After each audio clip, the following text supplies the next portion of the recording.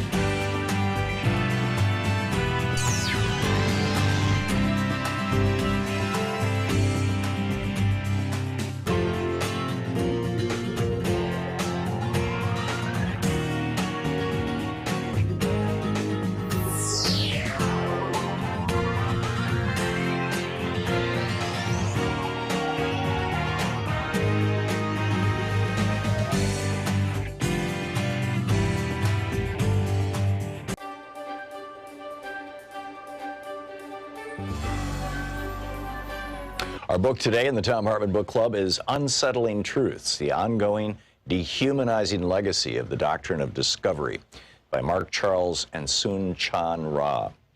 This is from chapter 1. You cannot discover lands that are already inhabited. I, Mark, said this almost under my breath as I walked past a line of men dressed as Spanish sailors from the 1490s. I was in front of Union Station in Washington, D.C., near the massive statue of Christopher Columbus overlooking the United States Capitol. Every Columbus Day, there's an official ceremony in this plaza honoring Columbus as the discoverer of America. I had stumbled upon this ceremony by accident the year prior. There were a few non-natives holding signs and protesting the ceremony, but nothing very disruptive. I went back the following week primarily out of curiosity. I wasn't intending to protest, nor did I want to make a scene. As I walked up behind the statue and approached the group of men dressed as Spanish sailors, the words just came out of my mouth. You cannot discover lands already inhabited. As I walked further down the line, I said it again, this time a little louder. You cannot discover lands already inhabited. As I continued walking, I came to the front of the line where a group of men dressed in suits were standing. I repeated myself, making sure they could hear me. You cannot discover lands already inhabited. Suck it up, was the reply I heard as I kept walking. By this time, I'd walked around the statue and reached the front where a small stage had been erected and chairs set up for people to watch the ceremony. It hadn't started yet, but more than half the audience was seated waiting for it to begin. So I stopped near the center, turned toward the crowd, and in a calm but loud voice I said to the people, you cannot discover lands already inhabited. That process is known as stealing, conquering, or colonizing.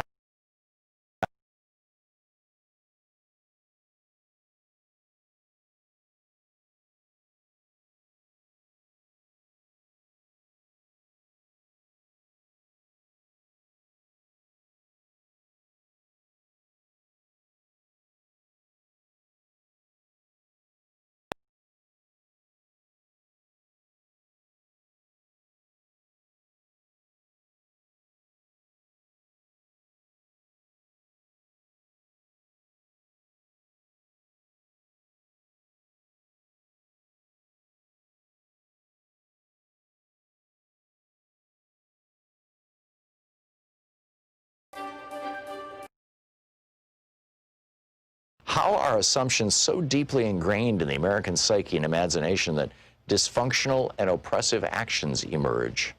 How did a dysfunctional idea and worldview form that allows for the displacement of native bodies?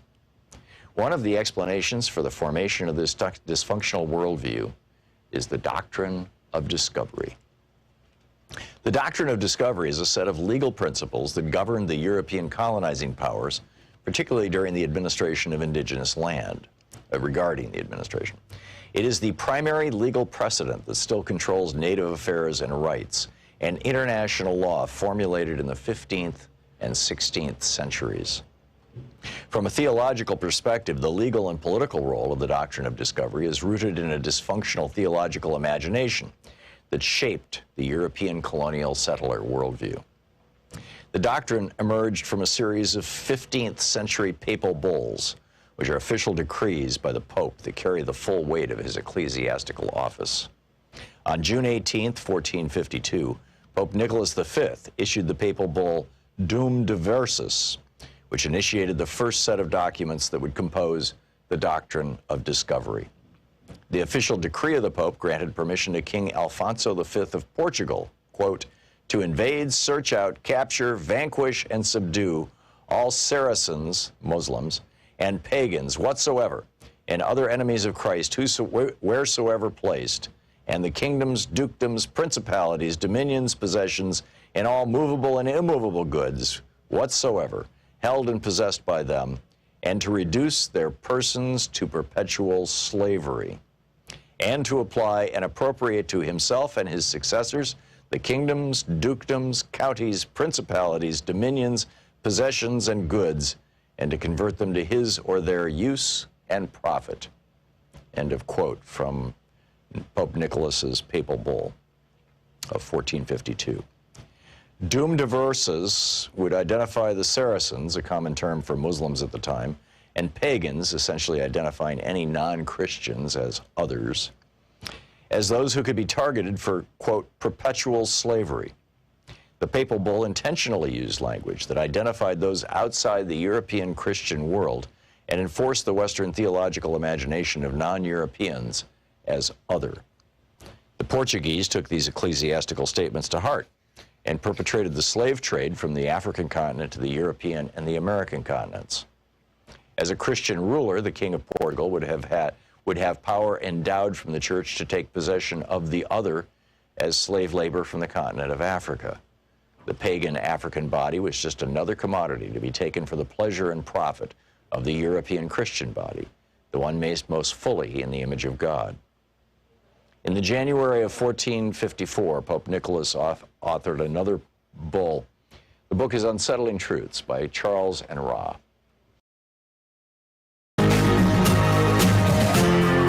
This is the Thom Hartmann Program.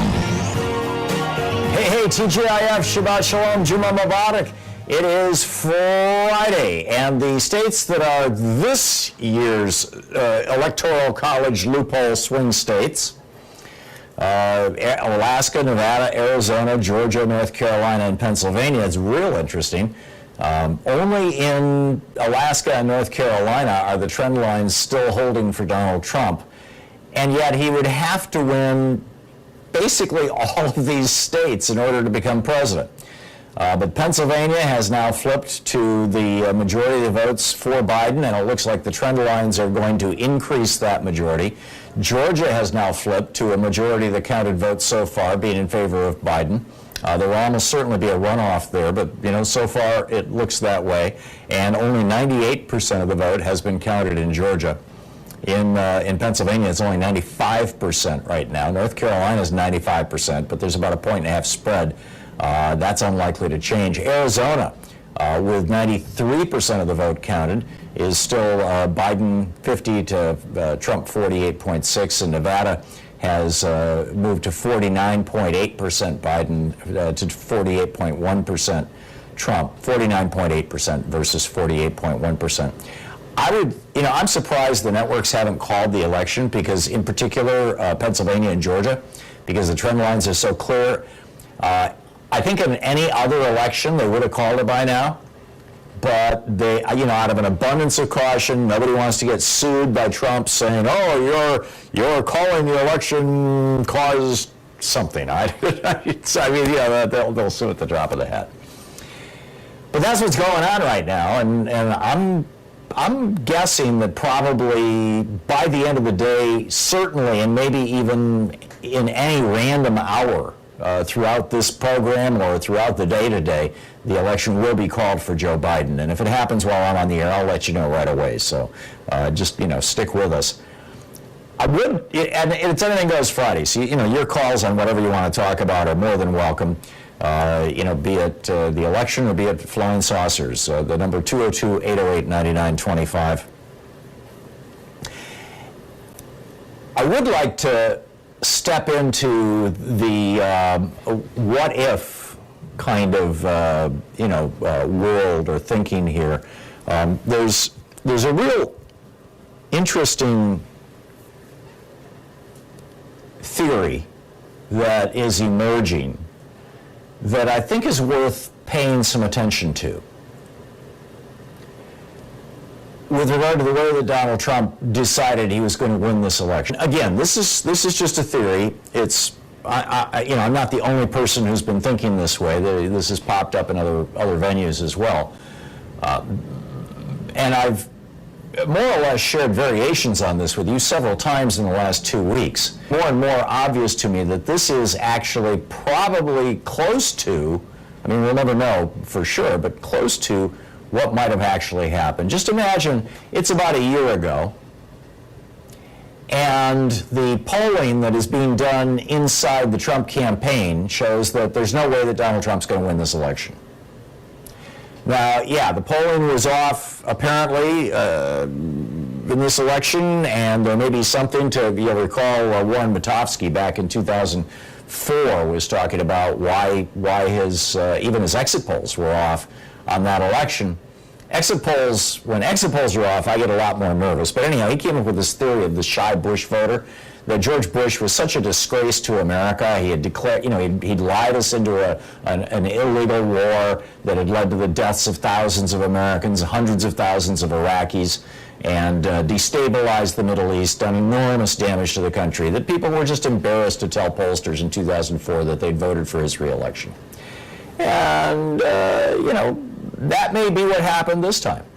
That there were some people who just thought, okay, or, we're going to own the pollsters or something. I don't know. That is something that we're going to have to figure out over the next few months, and I have no doubt that we will. But let's just say that Trump is sitting down with his people, his campaign people, and they're saying, there's no way you can win. And he's like, well, we got to figure out how to separate the Biden voters from the Trump voters, so that we can count them separately. Now, this is something that has been done quite successfully. This is something Brian Kemp did very successfully in Georgia in the 2018 election when he stole the election from Stacey Abrams, is they separated out the probable Democratic voters because they were largely African American. There's a lot of African Americans in Georgia in general and in Atlanta in particular. So, they just did this voter purge that knocked hundreds of thousands, or at least 100,000 African Americans off the voting rolls in Georgia. But that's kind of become an old strategy. So how do we do, what's the new way? What's some new way that we can come up with to prevent the votes of Democrats from being counted? And Trump says, well, I've got an idea. We got this virus. Let's say this virus is coming along, or actually it might have been after April 7th. Who knows? We have to. Trump says, why don't I talk about, go out and say to my people, to Trump voters, don't trust the mail. Don't vote by mail. Because the Democrats are telling everybody to vote by mail to be safe. And then we'll have the Republican legislatures in Michigan and Pennsylvania make sure that the mail-in vote can't even start to be counted until the day after the election. In Wisconsin, or at the very worst, the day of the election, so that the mail-in votes aren't actually tabulated for a couple of days. And Pennsylvania, the legislature of Pennsylvania just did that brilliantly, right? So that way, all the same-day votes will come in on Tuesday, and they'll be for Trump, and I can declare victory. And then as the other votes come in, it'll look like, people are trying to flip the election. This is essentially the 2000 strategy, right? When George W. Bush's cousin, working at Fox News, called the election for George W. Bush, after all the other networks had called it for Al Gore. Or hadn't called it at all, but said, it's looking like it's going to be Gore. And he's like, oh, no, it's Bush. And suddenly it's like, whoa. And Gore concedes, and then Gore unconcedes. And you remember how that all worked out, and it got thrown to the Supreme Court. So if this is the case, if the speech that Trump gave yesterday had been planned for 8 months, And they were using the coronavirus as a tool, as an electoral tool.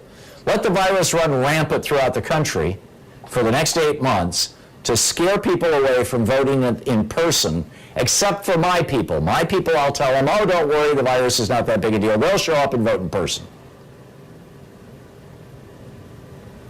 If that was the case, he let 250,000 people, or nearly 250,000 people, die in order to win the White House? Or if that's the case, he sat down with Louis DeJoy and conspired to slow down the mail, which was a really important part of this, and conspired to slow down the mail just to win the election, kneecap the poster. By the way, that's a federal crime, messing with the mail.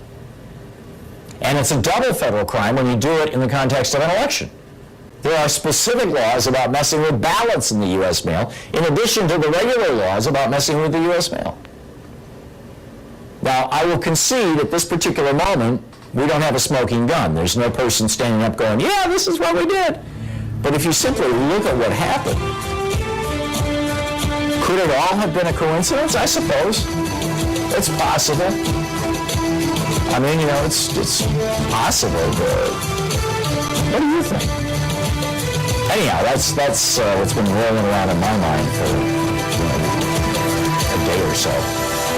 And I've got a fair amount of news here that we will be sharing with you as we go through the program, and we'll be taking your calls. This is the Thom Hartmann Program. It's you and me today. Anything Goes Friday. What's on your mind? We'll be right back.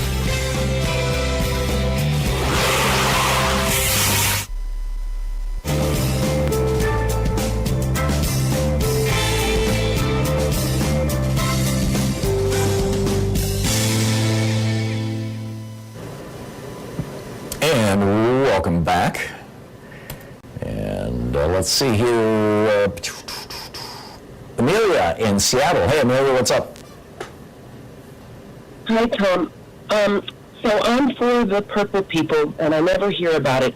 The purple people are blue and red make purple. The hurt people become purple. And I look at our society, and I see that we focus so much on allowing people who are the descendants of narcissists and the descendants of people with traumatized slave syndrome. We put in their hands these important priority decisions about who our leaders should be and what's best for our nation when we haven't for ourselves really. Wait a minute, are you saying that African Americans shouldn't be voting? I'm saying that people, human beings in the United States are all descendants of people with sicknesses. That white, black, and in between, myself, I'm the one in between. I represent both categories. That I am descended of people who are sick on both sides in different ways. And what I don't hear when we talk about allowing white or black people to vote for anyone is what is their health, what is their sobriety, what is their sanity. It makes us look like there's no way to determine that, Amelia. If you're going to run around and do mental health tests on people before they vote, that's Stalinism. Oh, well, my actual point is that I'm listening for when we as a nation start to more clearly define what is needed on a mental health scale, how we actually define and respond to people across the board, not leaving white people out either, because white people don't show up well for black people when they themselves are also not healthy.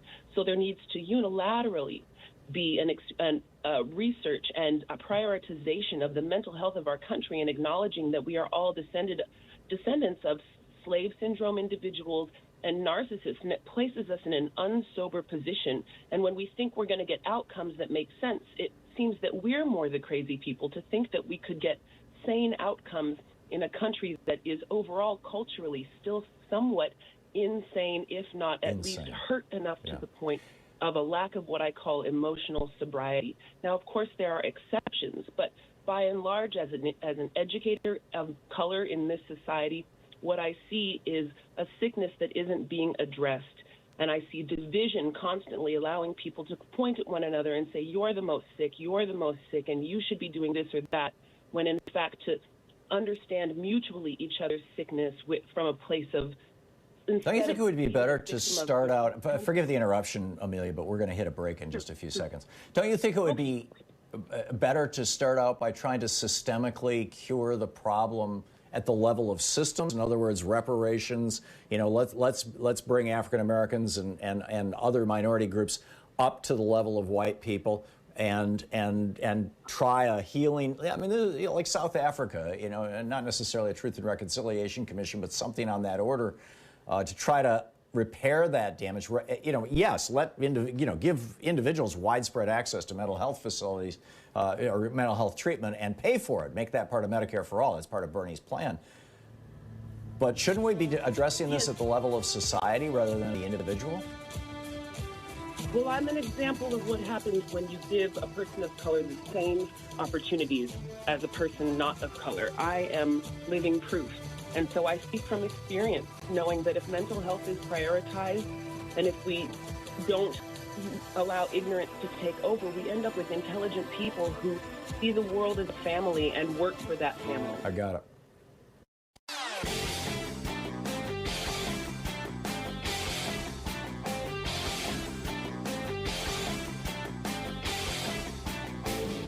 Share the Thom Hartmann Program with your friends. We're available on SiriusXM, Free Speech TV, Pacifica, commercial stations nationwide, YouTube, Twitter, Facebook, on the Thom Hartmann app, and you can even tell your smart speaker to listen to the Thom Hartmann Program. So we have a new video over at ThomHartmann.com for people who are supporters of our program. And it gets into the 2016 election and what lessons we can draw from that for the 2020 election. For example, in 2016, according to the exit polls, and all we have to look at right now are pre-polls, but the exit polls, these are the actual voters who are being asked. In 2016, in Florida, Hillary Clinton, according to the exit polls, beat Donald Trump 47.7 to 46.4.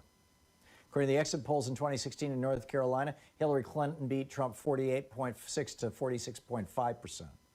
In Pennsylvania, according to the exit polls, Hillary Clinton beat Trump 50.5% to Trump's 46.1%. And in Wisconsin, she beat Trump 48.2% to 44.3%. And yet all four of those states gave their electoral votes, the official win, to Donald Trump.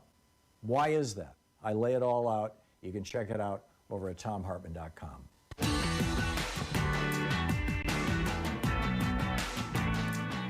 Welcome back. Thom Hartmann here with you. And let's see here. Kenyatta in Los Angeles. Hey, Kenyatta, what's on your mind today?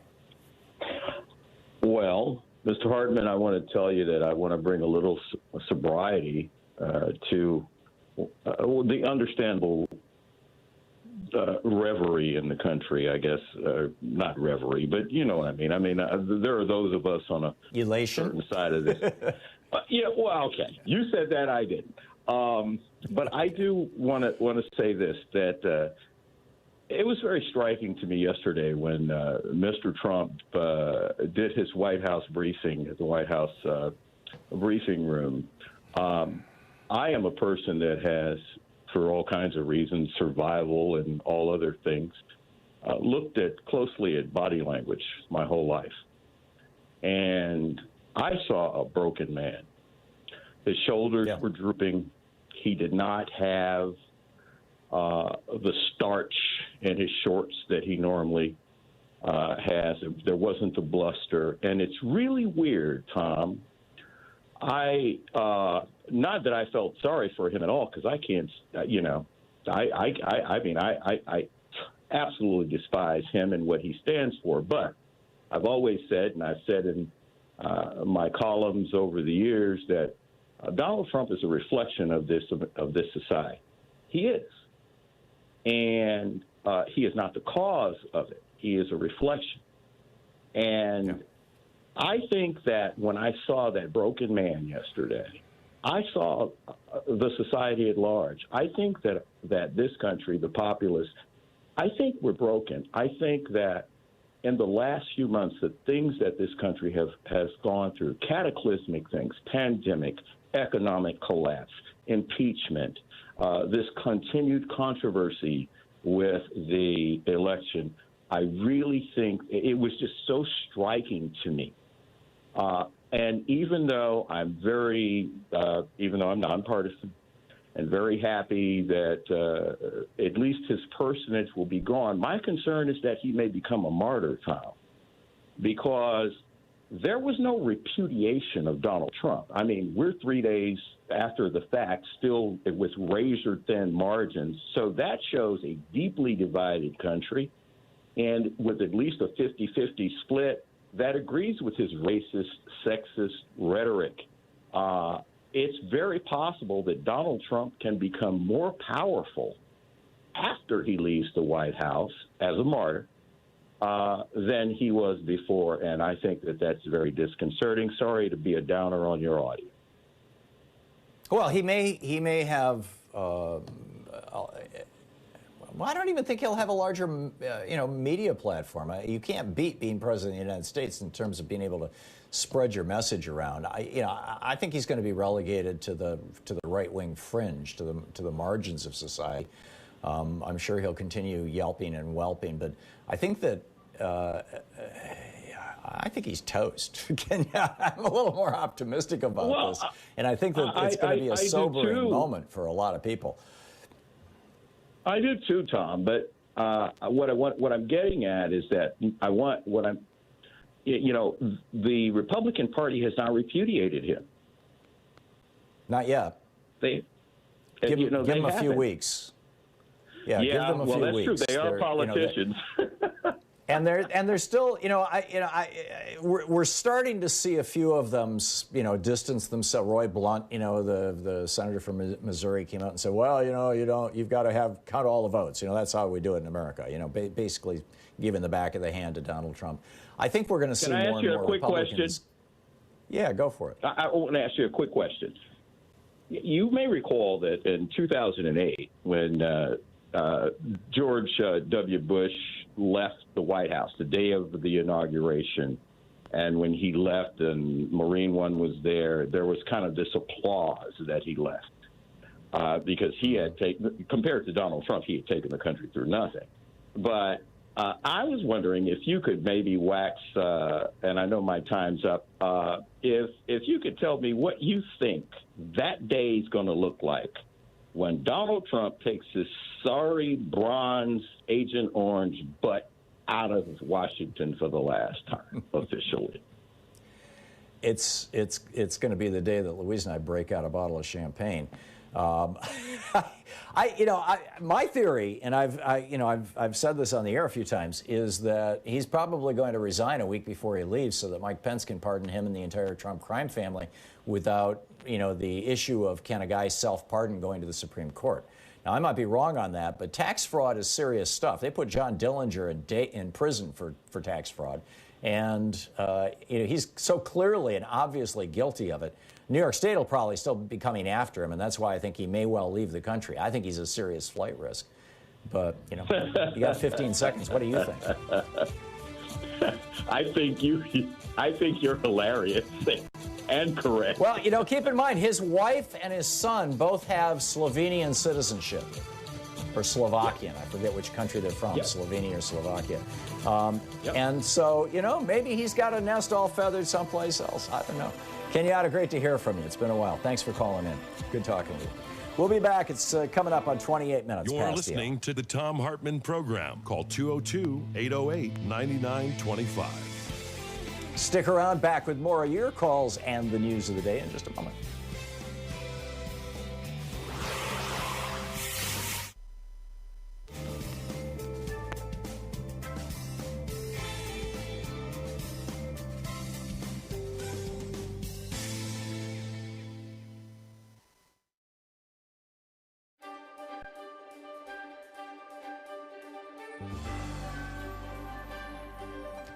For our book club today, we're reading from Thomas Frank's book, Rendezvous with Oblivion, Reports from a Sinking Society. This is chapter 1, titled Servile Disobedience. Social scientists have tried for more than a century to understand how class works. Psychological experiments on the subject, however, are a relatively novel thing, so I was surprised to discover a few years ago that psychologists had published a series of papers on the behavioral aspects of social status, and that their findings were almost uniformly unflattering towards society's winners. In one 2009 study in Psychological Science found that In conversations with strangers, high-status people tend to do more doodling and fidgeting, and also to use fewer engagement cues, looking at the other person, laughing, nodding their heads. A 2010 paper published in the Journal of Personality and Social Psychology found that lower-class individuals, in quote, turned out to be better performers on measures of such pro-social virtues as generosity, charity, and helpfulness. A third study found that those of higher status were noticeably worse at assessing the emotions of others or figuring out what facial expressions mean.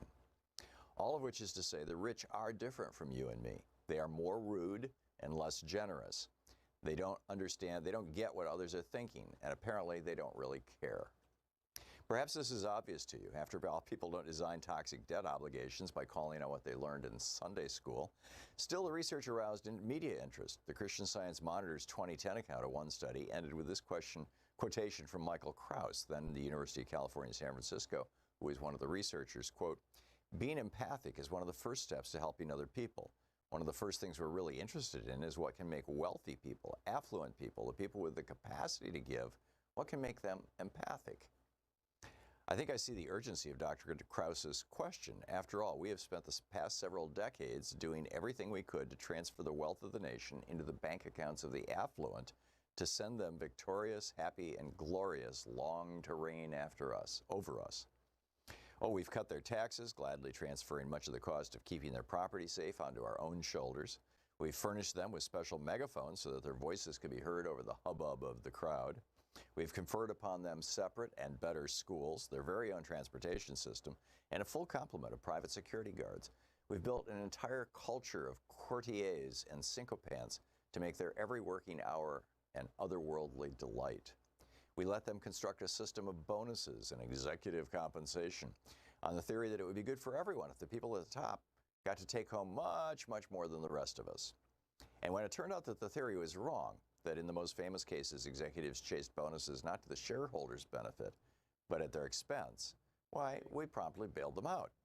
We allowed them to step into the Fed's discount window and fill their pockets. We generously transferred their reckless investments to our balance sheet, and we chastised them with little more than a polite request that they please not do it again. We've done everything we can to lift them up and exalt them as the new Leviathan.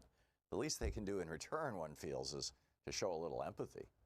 Besides, look what we've done with the old Leviathan, the government.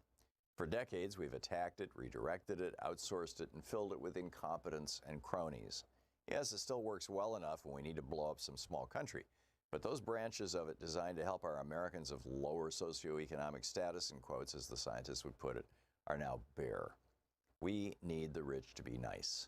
We need them to stop doodling, paying and to pay attention and get generous. Now that the government has divested from the empathy business, we need the rich to discover brotherly love and fast. Come to think of it, wasn't that supposed to be the deal in the first place? The arrangement Andrew Carnegie brokered over a century ago when he made his big career move from Steel King to public library baron? The laissez-faire social contract would grant private business a free hand, but in exchange, those who piled up massive wealth were supposed to extend a magnanimous hand to the rest of us. As Carnegie wrote in his famous 1889 essay, The Gospel of Wealth, we don't need socialism to solve our problems. Philanthropy is the true antidote for the temporary inequality distribution of wealth and reconciliation of the rich and poor, quoting Carnegie. Going further, Carnegie argued that the duty of the man of wealth was, quote, to consider all surplus revenues which come to him simply as trust funds, which he's called upon to administer in the manner which, in his judgment, is best calculated to produce the most beneficial results for the community. The man of wealth thus becoming the mere trustee and agent for his poorer brethren, end quote. That same way of thinking led Carnegie to support the estate tax. Of all forms of taxation, this seems the wisest, he wrote. It was wise because it would, quote, induce the rich man to attend to the administration of wealth during his life. And if he didn't, then the tax would return most of his hoardings to the community from which it came, using Carnegie's words. Vestiges of the Carnegie attitude survive to this day. 2009 study of high net worth individuals by Barclays Wealth confirmed that American philanthropists tend to understand their giving in a context in which the state is either absent or irrelevant. And of course, there are plenty of nice plutocrats who don't fidget or doodle when talking to strangers and who have no problem endowing a ward or a wing in return for a commemorative plaque.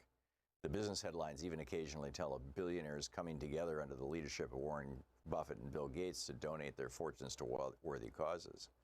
But the billionaires with the strongest sense of class solidarity have a very different plan for their disposable income, activating their lobbyists in Washington, building grassroots movements to march on their behalf, and using their media properties to run experiments on human credulity.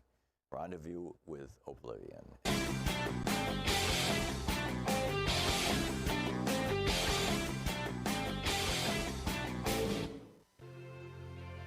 On the Science Revolution this week, how a Green New Deal could save hundreds of thousands of lives.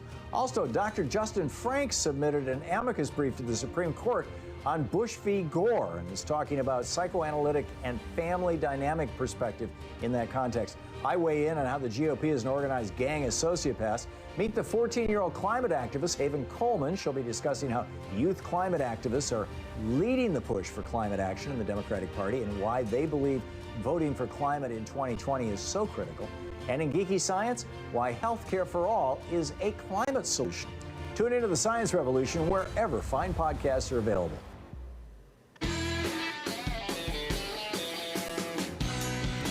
Two other quick thoughts on the, gee, how's this all working out front. Joe Biden issued this statement. The United States government is perfectly capable of escorting trespassers out of the White House. He first said that back on July 19th, and he repeated it recently, number one. And number two, people are wondering, why haven't the major networks called the election, all the trend lines? It's fairly obvious. I mean, people are basically, even in the Biden camp, everybody is dancing and breaking out champagne. But why haven't the networks called it? Well, you'll recall Fox News called Arizona for Biden before anybody else had. Then the Associated Press followed them. And, even the New York Times never followed up on that, didn't follow through with that. In fact, I should check right. Yeah, the New York Times still, to this moment, as we're speaking, has not called Arizona for Biden. But Fox News did.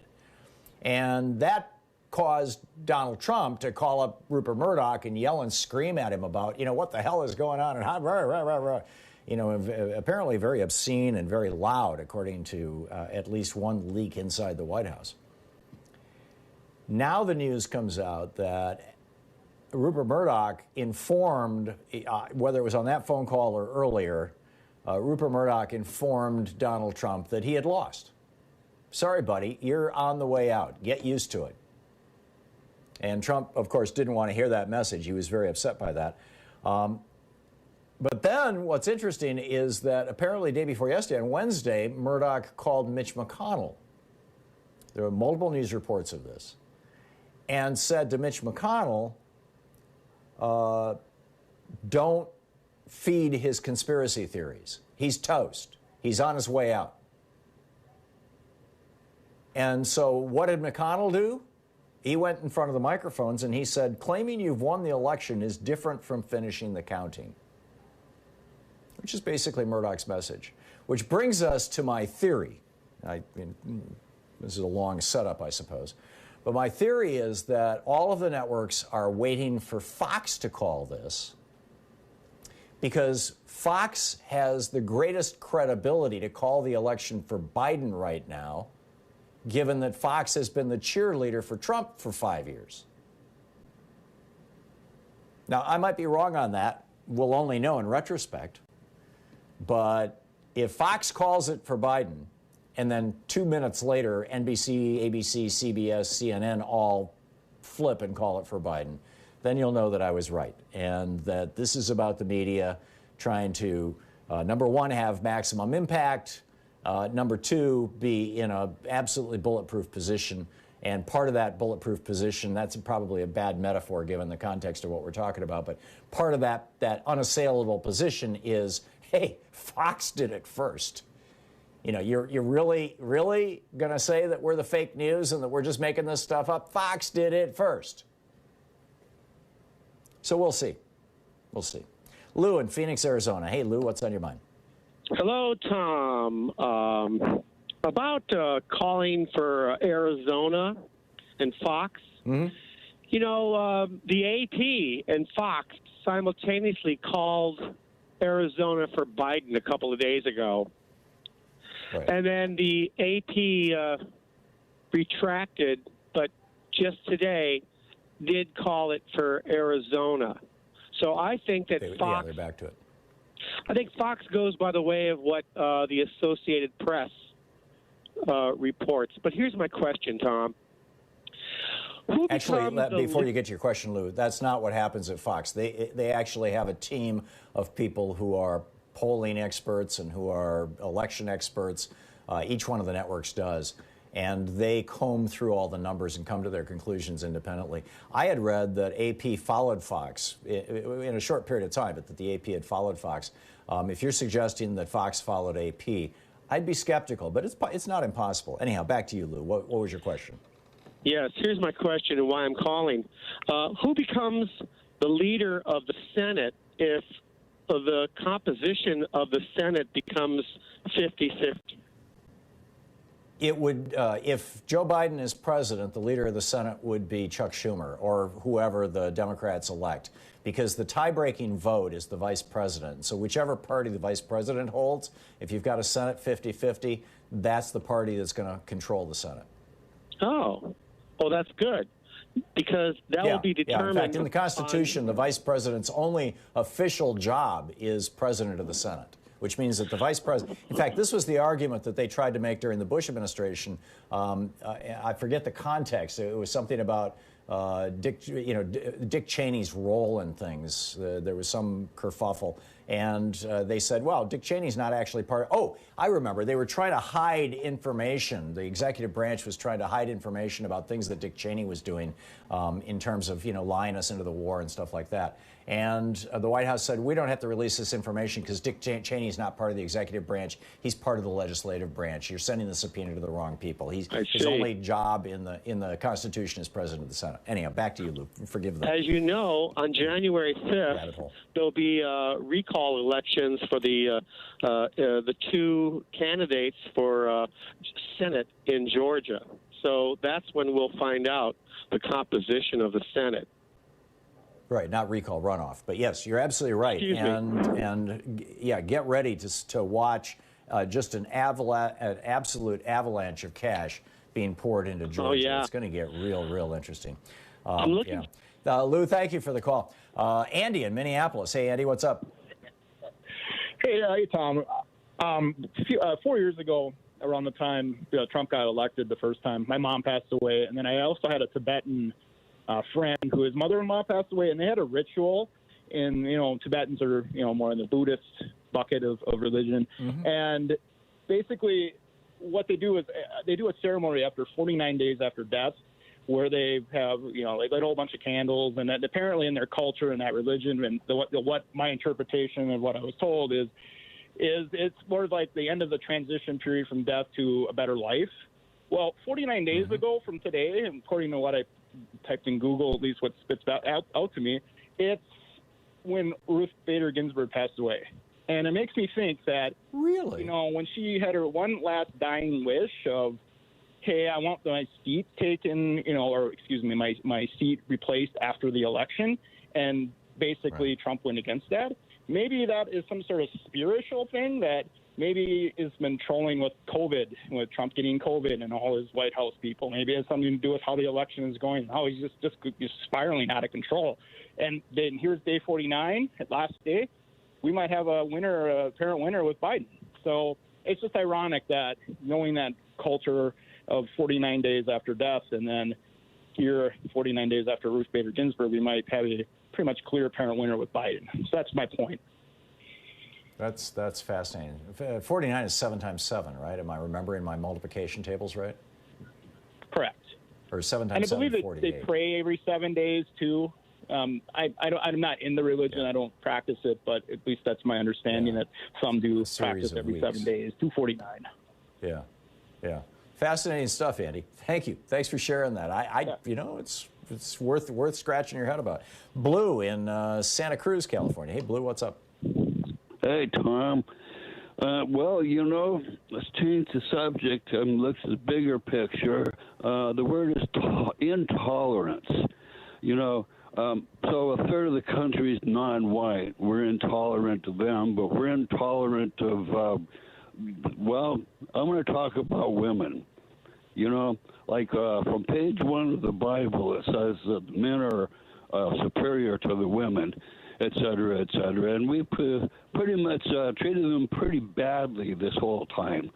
Now, here in America, we've only hated the non-whites for a few hundred years, but men have pretty much had their knee on the neck of women since page 1 of the Bible. You know? Sure. So, 100 years ago, we let the women vote with the understanding that you're going to vote with your husband. You know? Okay, 100 years later, if you're a woman, you want to vote, well, you got to join one of the 2 good old boys club parties. And if you want to run for office, still, you got to join one of the good old boys clubs parties. And then if you're a woman and you win, your coworkers, your male coworkers, tell you you're despicable to your face in public. So the women have been demanding equal rights, demanding equal pay my whole life when I'm an old guy. So we talk about racism. I talk about intolerance. My big question is, women, if the men have had their knee on your neck since page 1 of the Bible, how could you possibly be racist? How can that be? So, anybody who wants to answer that... That's a tough one. Why are women voting for Trump? It's a really tough one. Blue, thank you. Louise and I watched Thunderball, the James Bond movie in memory of Sean Connery. 14 minutes in, he sexually assaults a woman and then blackmails her into having sex with him. Honest to God, Thunderball. It was made in the 1960s. I mean, that was acceptable behavior then. Thom Hartmann. Visit ThomHartmann.com for audio and video archives. I'm yelling at Louise while we're watching the movie. He's acting like Harvey Weinstein. Anyhow, back with more of your calls in just a minute.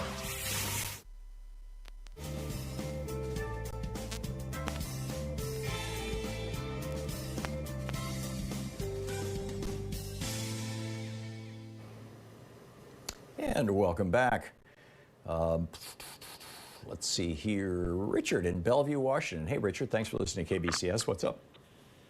And thank you for giving them a plug. It was good to hear Maverick's voice the other day and giving you a call. That was a good blast from the past for my ears. And I did want to go ahead and say quickly about James Bond. James Bond could get away with that on the screen, but even in the 60s, that was not going to be very comfortable behavior, right? You know, as a fiction. So, but anyway, we're looking at the Biden victory coming up imminently, and after that, we can expect a scorched earth, sore loser, revenge on everybody and anybody by the occupant of our house. And so after he's through firing Fauci and losing his cabinet and all that, I wonder how the government's even going to look, the tatters that it's going to look when this all reaches January finally. Forget about anything being done on coronavirus, of course. He'd rather golf than look at that. And I think that overall, you were talking about a little earlier in drill down. He thinks he's never cared that people are dying from coronavirus because those are not his people anyway. So if they go ahead and die, that's fine. They're not voting for him anyway, even though some are mixed in there. This all goes back to what I've felt about him and the Republican Party and a mindset that I still call cull the herd. That's where these people are at. Cull the herd for the advantage of resources, power. Yeah, this is social Darwinism that has become literal biological Darwinism. Yes, exactly, and it's living proof. They're able to go ahead and manage a passive. Oh gosh, I hate to use. I'm not going to use the word, but they don't have to take responsibility for the deaths that are going on because it's nature, and it's not them doing it directly, even though they are doing it. Right, and we defy nature constantly. We mow our lawns, right? I mean, we're constantly. I mean, humans human civilization is an open defiance of nature. So defying nature when it comes to a virus, we defy nature every time we get a vaccine. So these guys arguing that, oh, it's just the natural way and we can have herd immunity. There literally has never been a disease where herd immunity has been the solution. Not one. Well, that's on the back side of it, but on the front side of it, I said this several years ago when Trump was first coming into you, they look forward to the death of people, or the elimination of people, I should say, that are not in the circle. Well, I'm just wondering if they were sitting around, in the last 4 or 5 months going, as more and more people were dying, going, every single person who dies is going to scare another potential Biden voter into voting by mail, which we can delay and prevent from being counted and sue about. And, You're right. Just like, cheering on the death of American citizens. I don't have, like I said, I don't have any evidence that that's what's happened. But the way it has played out, that's a plausible scenario in my mind. Anyhow, it's coming up on 10 minutes before the hour. We'll be right back.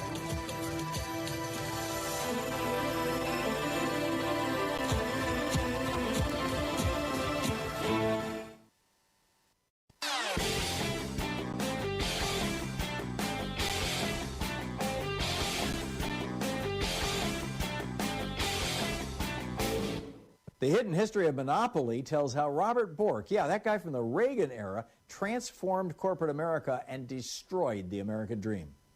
Did you know that there have been 8 federal judges who have been convicted and removed from the federal bench? 15 altogether have been impeached. 8 have been removed from office since the beginning. 3 of them since 1988, including one judge, Thomas Porteous down in Louisiana, who was impeached and removed from office for signing false financial declarations under penalty of perjury, which it turns out it looks like Clarence Thomas did for quite a number of years. He did not disclose, as he is required by law to do, that his wife was taking hundreds of thousands of dollars from the Heritage Foundation. That and his perjury around Anita Hill and others, there were numerous witnesses that didn't even get called, could legitimately spark an impeachment of Clarence Thomas. We got a video about this over at ThomHartmann.com for supporters of our program. Check it out.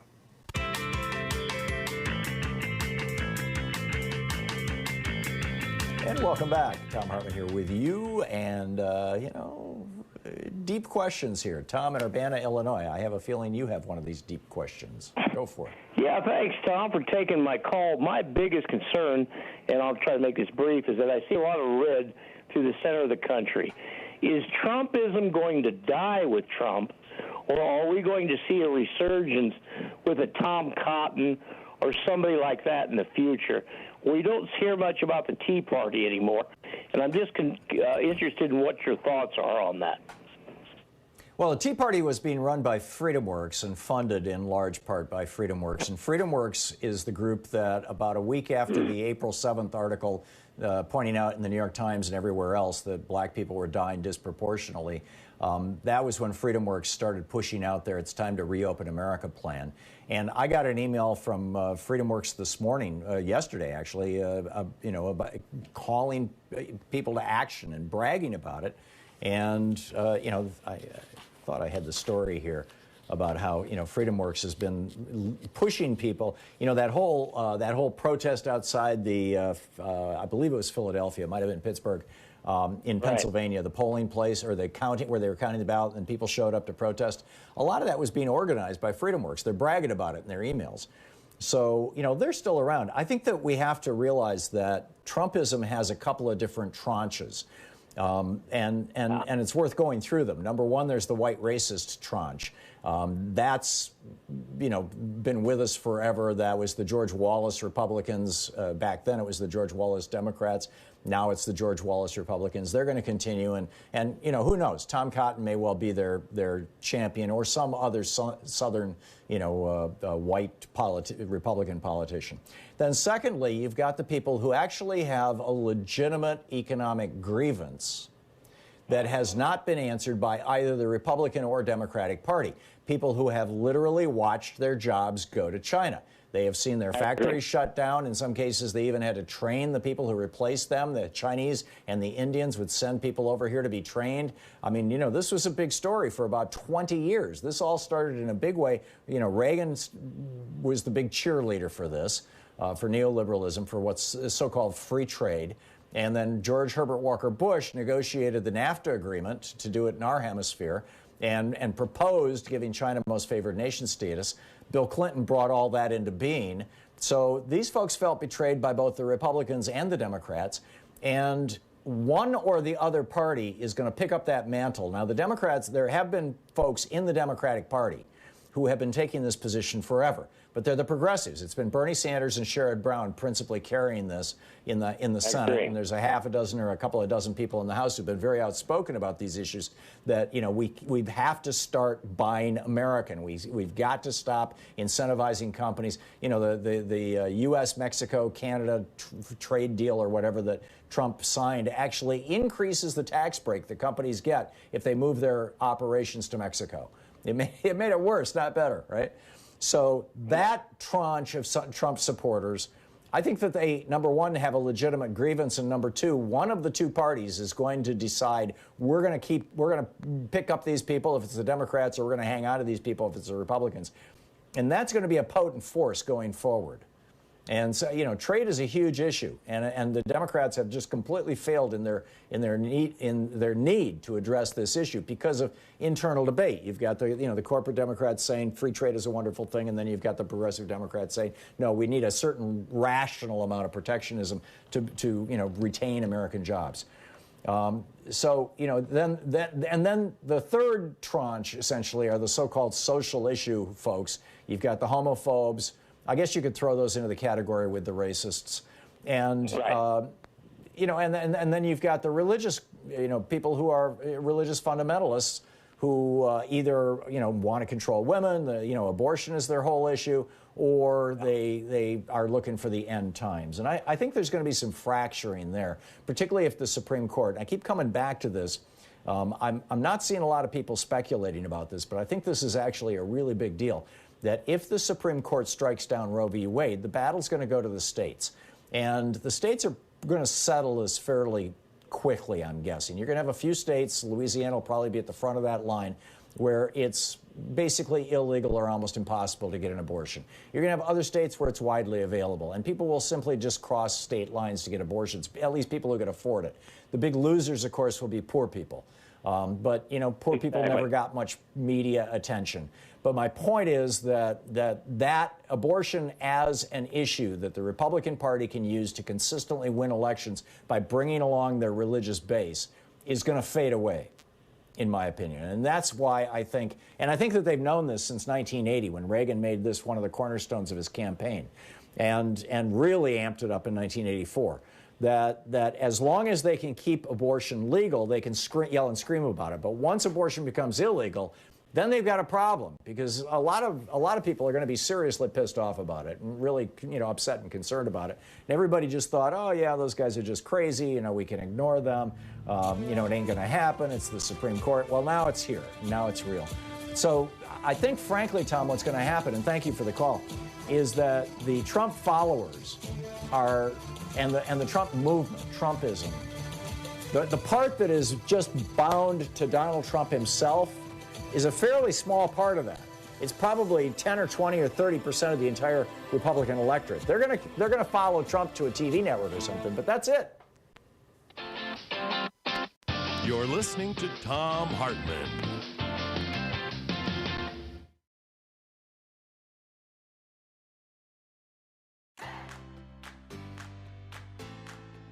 These companies support the Thom Hartmann Program. They are Gabi.com. Gabi takes the pain out of shopping for insurance. More info at Gabi.com/Tom. Teeth, Smarter Pet Dental Health. More info at teethhealth.com, code Tom. HelloFresh, delivering fresh ingredients and mouthwatering recipes. More info at hellofresh.com, code Tom. Bowl and Branch, crafted for the common good. More information at bowlandbranch.com, code TOM. ExpressVPN, the VPN that just works. More info at expressvpn.com/Tom. And CB Distillery, CBD for sleeping. More info at cbdistillery.com, code TOM.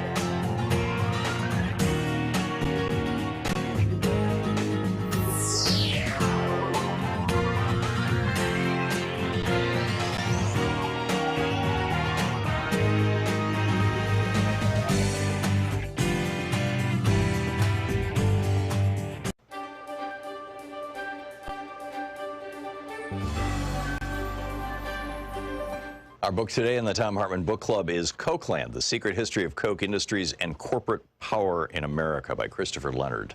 This is from the preface. On May 18th, 1981, 4 Wall Street bankers traveled to Wichita, Kansas. They went there to make an offer to Charles Koch, the CEO of an obscure mid-size energy company. The bankers from Morgan Stanley wanted to convince Koch to take his family's company public, offering shares for sale on the New York Stock Exchange. Their deal was squarely in line with the conventional wisdom of corporate America at the time. Going public was seen as a natural progression for companies like Koch Industries, offering them access to big pools of money and promising enormous paydays for the existing team of executives. All it required from the CEO was to surrender control. Morgan Stanley, in return, would collect a small fortune in fees. Charles Koch was 45 years old. He had run Koch Industries since he was 32 when his father died suddenly. He was trim, tall, and had an athlete's build. He spoke quietly in meetings and seemed almost passive. The bankers laid out their plan to take Koch public. They revealed what, to most executives at least, might have been the most significant detail. If Charles Koch agreed to the deal, he could earn $20 million overnight. The bankers seemed incredulous when they prepared a confidential memo about Koch's reaction. He does not want this cash, the memo reported. Charles Koch calmly explained to them why their offer made no sense. His company was breathtakingly profitable. It operated in vital, deeply complex corners of the American energy industry. During the 1980s, Koch Industries was the largest purchaser and transporter of U.S. crude oil. It owned an oil refinery. It employed teams of commodity traders who bought and sold a wildly diverse menu of raw materials and financial products, from gasoline to paper futures contracts. This might have encouraged most CEOs to take their company public. Koch Industries, however, did not want outsiders to know how much money its traders were earning. Taking the company public would expose too many of its secrets. The memo said, certain of Koch's commodity traders are particularly worried that their high salaries, once disclosed to the public, would be used against them by their trading partners. Secrecy was a strategic necessity for Koch Industries. Charles Koch did not want to surrender it. He also didn't want to surrender control.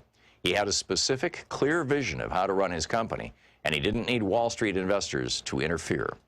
If the bankers expected Charles Koch to go along with the conventional wisdom of their time, then they, like so many outsiders, did not understand him. Beneath his low-key veneer, Charles Koch was, at his core, a fighter. He had unmovable ideas about how things should be, and he did not back down when challenged. When he was challenged by his own brothers for control of Koch Industries, he fought them in a bitter legal battle that lasted decades. When he was challenged by members of a powerful labor union during his first years as CEO, he fought them even as they committed an act of industrial sabotage that nearly destroyed Koch's oil refinery. When the FBI and the U.S. Department of Justice launched a criminal investigation into Koch Industries' oil gathering business, Charles Koch fought them with every legal and political tool at his disposal. When a liberal Congress and President Barack Obama sought to impose regulations on the fossil fuel industry to control greenhouse gas emissions, Charles Koch fought them in ways that changed U.S. politics. In each of these fights, Charles Koch prevailed. When Charles Koch dismissed the bankers in 1981, it was just a small skirmish in the larger war to control Koch Industries. After prevailing in that fight, he created a company that was true to his vision. He avoided the snares that entangled many publicly traded companies that report their financial results to investors every 3 months. Koch Industries didn't have to think quarter to quarter. The company thinks year to year. An internal think tank and deal-making committee called the Development Group will sometimes think through a business deal on a timeline measured in decades. This long-term view made Koch more nimble where other companies stumbled. In 2003, for example, Koch Industries bought a group of money-losing fertilizer plants when no publicly traded company was willing to take the risk. Today, those plants are as profitable as a broken ATM machine that spews out cash around the clock. Unlike publicly traded companies, Koch Industries does not pay out rich dividends to investors. Charles Koch insists on reinvesting at least 90% of the company's profits, fueling its constant expansion. This strategy laid the foundation for decades of continuous growth. Koch Industries expanded continuously by purchasing other companies and branching out into new industries. It specialized in the kind of businesses that are indispensable to modern civilization, but which most consumers never directly encounter. The company is embedded in the hidden infrastructure of everyday life. Millions of people use Koch's products without ever seeing Koch's name attached. Koch refines and distributes fossil fuels, from gasoline to jet fuel, on which the global economy is dependent. Koch is the world's third largest producer of nitrogen fertilizer, which is the cornerstone of our modern food system. Koch makes the synthetic materials used in baby diapers, waistbands, and carpets. It makes the chemicals used for plastic bottles and pipes. It owns Georgia Pacific, which makes the wall panels, beams, and plywood required to build homes and office buildings. It makes napkins, paper towels, stationery, newspaper, and personal hygiene products. Koch Industries owns a network of commodities trading offices in Houston, Moscow, Geneva, and elsewhere, which are the circulatory system of modern finance. The book, Kochland, by Christopher Leonard.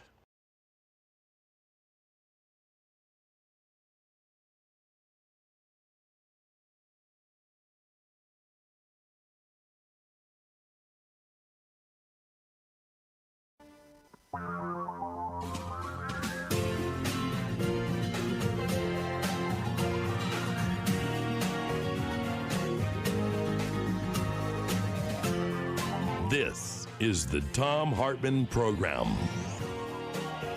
Welcome back. Thom Hartmann here with you. It's Friday. May well be the day that Joe Biden officially wins the presidency. As I said earlier, I'm guessing that most of the major networks in the United States are waiting for Fox to call it.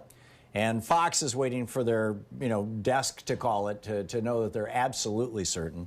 But this is a very interesting one. Meanwhile, CNN is reporting that Donald Trump has told multiple allies and people around him in the White House that he has no intention of ever conceding to Joe Biden. Like anybody gives a rat's ass? I don't care if he concedes or not.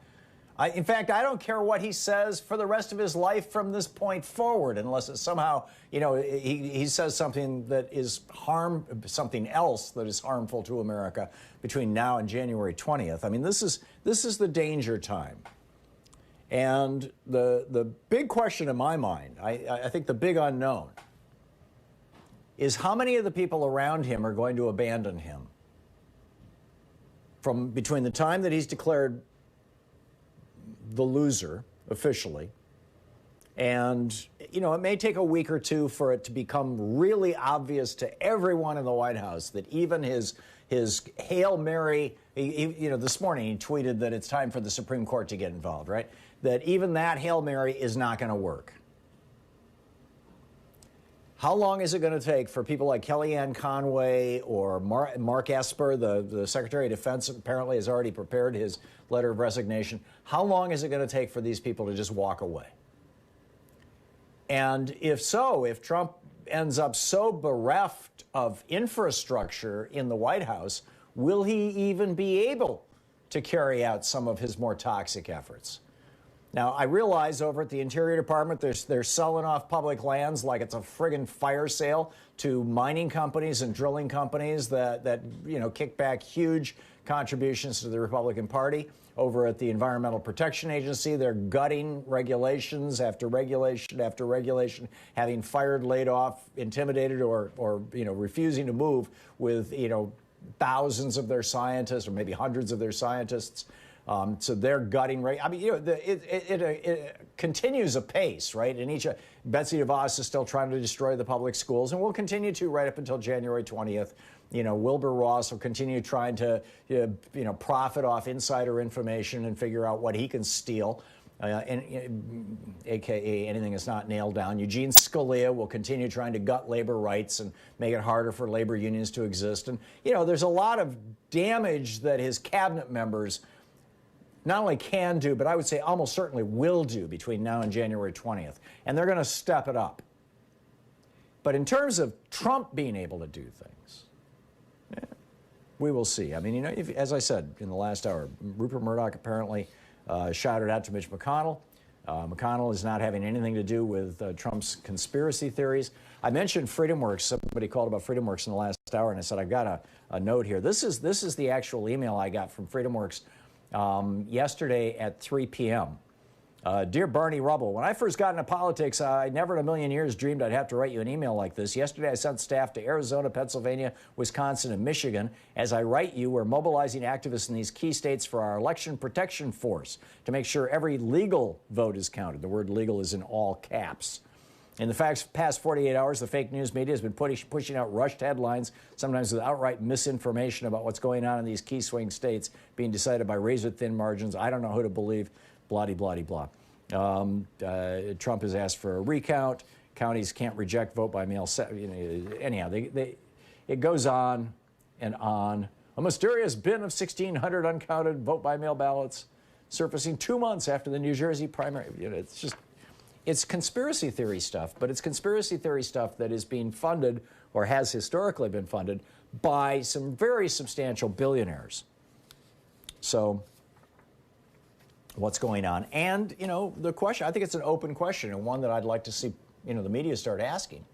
Did Trump let 240,000 Americans die as part of an effort to intimidate Biden voters into not showing up at the polls so he could have a blowout on Election Day, claim victory, and, leave the vote by mail folks in the dust or in the dustbin of history? Was that his strategy? Is that why he put Louis DeJoy in the post office, and Louis DeJoy went out and dismantled over 600 multi-million-dollar high-speed voting machines? And I'm guessing, by the way, if we ever get a heat map of the United States that shows where all those voting machines or all those high-speed sorting machines were dismantled, ripped out, sold off as scrap, these multi-million-dollar pieces of machinery, I'll bet that all of the battleground states are heavily represented in that list of voting. I keep calling them voting machines of high speed because it has to do with the vote. These high speed sorting machines that got dismantled, and then he also dismantled a bunch of other ones in random places in the United States just to kind of hide them. It's like the guy who wants to kill his wife, and so he goes out and kills 3 women first to make it look like it's a serial killer, and the 4th one killed is his wife. A common storyline, plot line in TV mysteries and some novels. Is that what Louis DeJoy did? His goal was just to destroy the high-speed sorting machines in the swing states, but hey, you got to throw in a few others to make it look that way. I don't know. Like I said, this is conspiracy theory stuff at the moment. But when you look at all the events and you look at the order in which they happened and how they happened and where they happened and to whom they happened, it's starting to make a little bit of sense. The United States reported yesterday 121,000 cases of COVID-19. This is mind-boggling. It's absolutely mind-boggling. And this is going to further stress our hospital infrastructure. And of course, it's going to lead to, well, that in and of itself, that one-day total, it's probably going to lead to a little short of 2,000 deaths 5-6 weeks down the road. looking through the news here. San Francisco passed, one of the things that passed in California, San Francisco had it, literally they called this tax, the overpaid executive tax. Any company who pays their CEOs or any of their senior executives more than 100 times what they pay their average worker has to pay a surcharge in corporate income taxes of 0.1% of their tax bill. And it can go up to 0.6% if you've got a CEO who's making 600%. It's pretty incredible. Meanwhile, Philadelphia police are investigating an alleged plot. This is why Trump's rhetoric is so dangerous. Philadelphia police are investigating an alleged plot to attack the Pennsylvania Convention Center in Philadelphia on Thursday night. Action News, this is being reported by WPVI TV. Action News has learned that police got a tip about the group driving up from Virginia in a Hummer to unleash an attack at the convention center where votes are being counted in Philadelphia. A man was taken into custody and a gun was reportedly recovered at the scene. The Hummer had a decal supporting this far-right conspiracy theory group that is extending the old Protocols of the Elders of Zion thing that Democrats drink the blood of children. I suppose good news, it happened a while ago in the middle of the day yesterday, but when Trump went on TV to spew lies, most of the networks cut away from him. As far as I can tell, the only two who didn't were CNN and Fox, but pretty much everyone else cut away. Oh, and last of the virus stories, a woman in Washington State with COVID-19 was shedding virus particles for a full 70 days. She was contagious during that entire period of time. Meanwhile, we're finding that 1 in 5 grocery store workers are testing positive for COVID, and the vast majority of them are asymptomatic, which means that they are contagious, but they're not sick. So they're showing up for work. This is not good news either. I mean, this is the logical consequence of Trump doing a herd immunity strategy, maybe to try to intimidate Democratic voters not to show up at the polls. I mean, who knows? We'll pick up your thoughts right after this. It's 15 minutes past the hour here on the Thom Hartmann Program, the place where smart people get their news. This is the Thom Hartmann Program. Stick around. We'll be right back. It's Anything Goes Friday. Whatever's on your mind, we can talk about.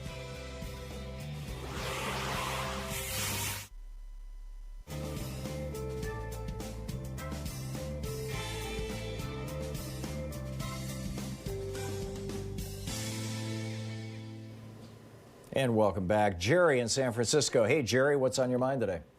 Hey, Tom. I was going to go back to a conversation that you were having yesterday concerning the negative effects of right-wing hate radio upon the general populace and the need for a progressive radio network to counteract that. And I'm 100% behind that idea.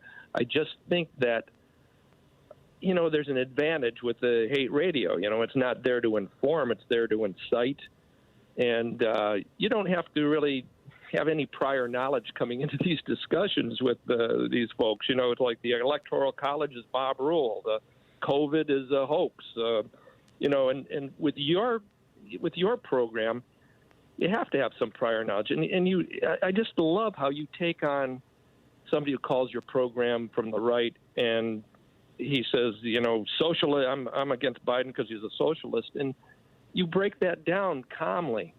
It's not a lot of yelling. It's something that's really I savor when I listen to that stuff because I come with some knowledge about these issues, and I just think that so many people are conditioned to that kind of screaming, whether it's on CNN between whoever, or ESPN with football or whatever. It seems to me that any kind of issue that's presented, it's presented in black and white. And this is why I really enjoy your program, because you really, take your time. And I don't mean people coming with prior knowledge where you have the prior knowledge of psychology like Dr. Frank, or prior knowledge of the economy like Dr. Wolf. But you have to come and understand your program with some kind of knowledge, and then it becomes entertaining. But somebody who's used to saying in speaking in thick, frozen terms about this is this and that is that, they're not going to be entertained by progressive radio. Well, this is part of the problem that we have with the political dialogue in the United States, Jerry, and I think you put your finger on it. You know, thank you for the kind words about this show. Those are not necessary, but I think that the CNN, you know, John, what was his? In any case, you know, CNN used to have this show Crossfire, and it got Jon Stewart, and Jon Stewart went on there and said, "You guys are hurting America," and he killed that show by doing that. Yeah. And so now they've got these somewhat more informed conversations where Rick Santorum is the continual apologist for the hard right, and by and large Van Jones is the guy talking on behalf of the left. And I can watch that occasionally. I mean, 3 times out of 5 anyway, Santorum will say something and I'm just like, okay, that's it, I'm out of here. But at least they're not shouting at each other. And I think that's an important first step. My goal is to, you know, not only have an informative program, but also to model behavior for people, because we all have right-wingers in our families or in our place of work, and we have to figure out ways to have a conversation with them. And because if we don't, I mean, you know, what are we going to go to war with our brother-in-law? I mean, you know, really, or you know, or crazy Uncle Ralph, or whatever it may be. So yeah, and I think that we do need a progressive. So what? I said we're coming up to that season too of the crazy uncle and the argument. Yeah, and so forth. the holiday season when families get together. Although it's probably going to be somewhat different this year around, but still, yeah, good point, Jerry. Jerry, thank you for the call. We'll be right back. It's 20 minutes past the hour. Stick around.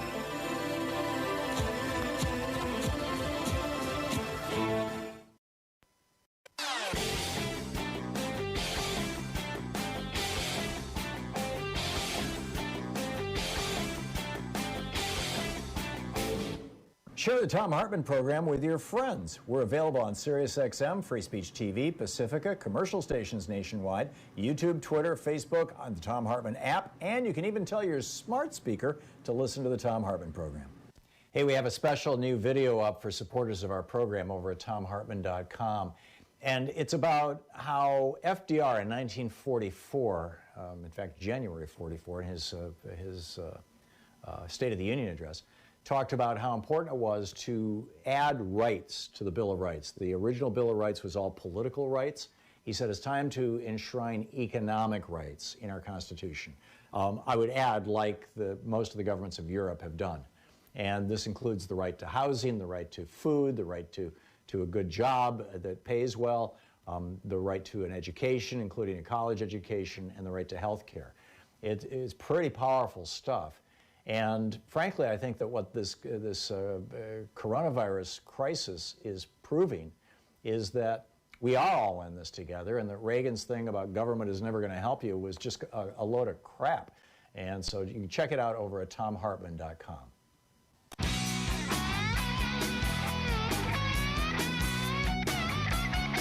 Welcome back. Thom Hartmann here with you. And Brian in Chicago. Whoop, push the right button here. Button doesn't seem to be going. There we go. Brian in Chicago. Hey, Brian, what's on your mind today? You know, Tom, with all the counting going on in Nevada, Arizona, Pennsylvania, and Georgia, I haven't seen the numbers move at all from the great state of North Carolina.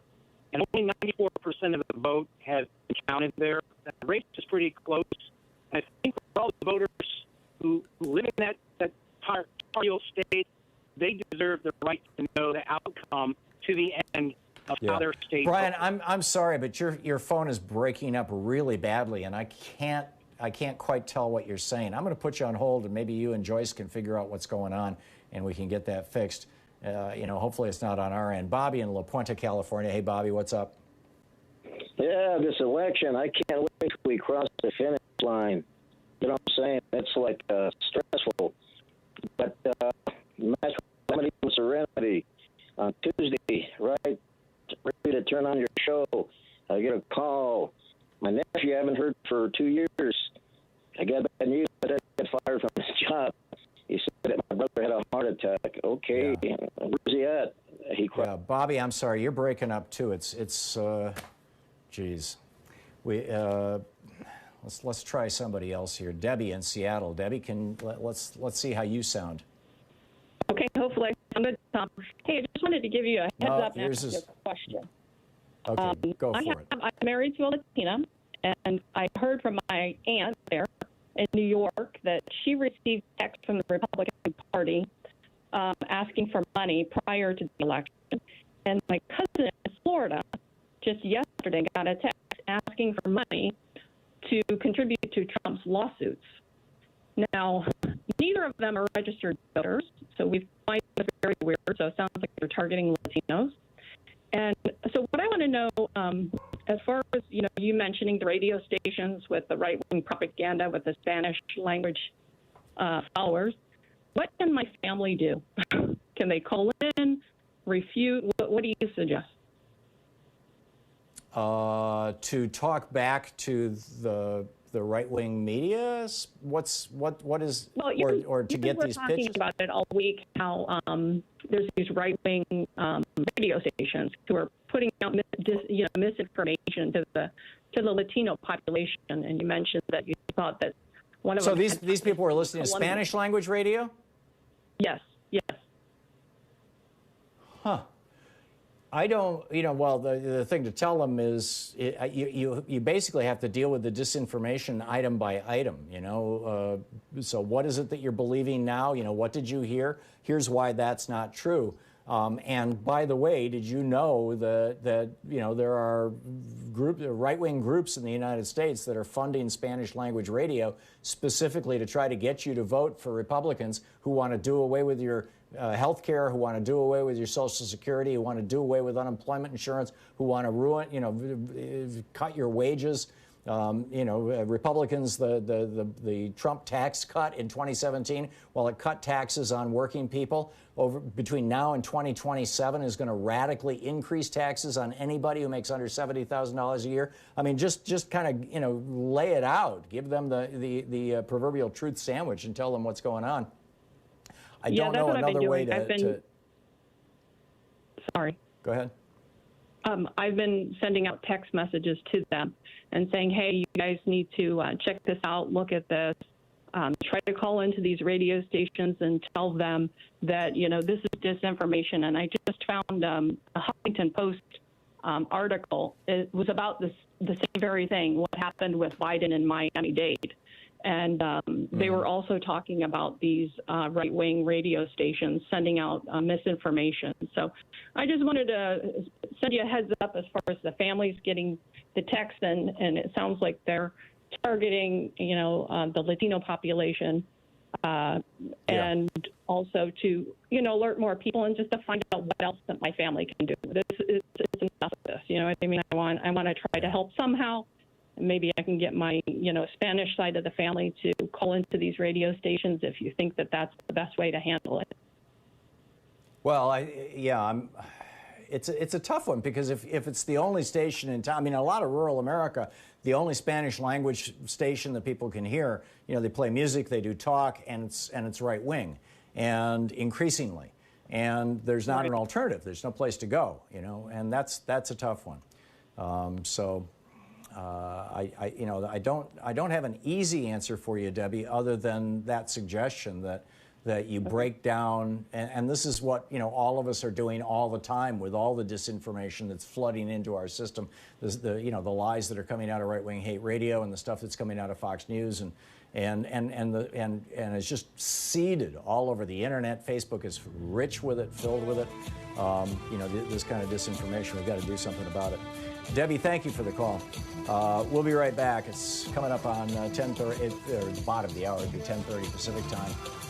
What is that? 2:30, 1:30. Yeah, 11, 12, 1, 1:30 East Coast time. In just a few minutes. It's coming up on 28 minutes past the hour. We'll be right back. You're listening to the Thom Hartmann Program. Call 202-808-9925. We'll be right back with more of your calls on Anything Goes Friday. Stick around.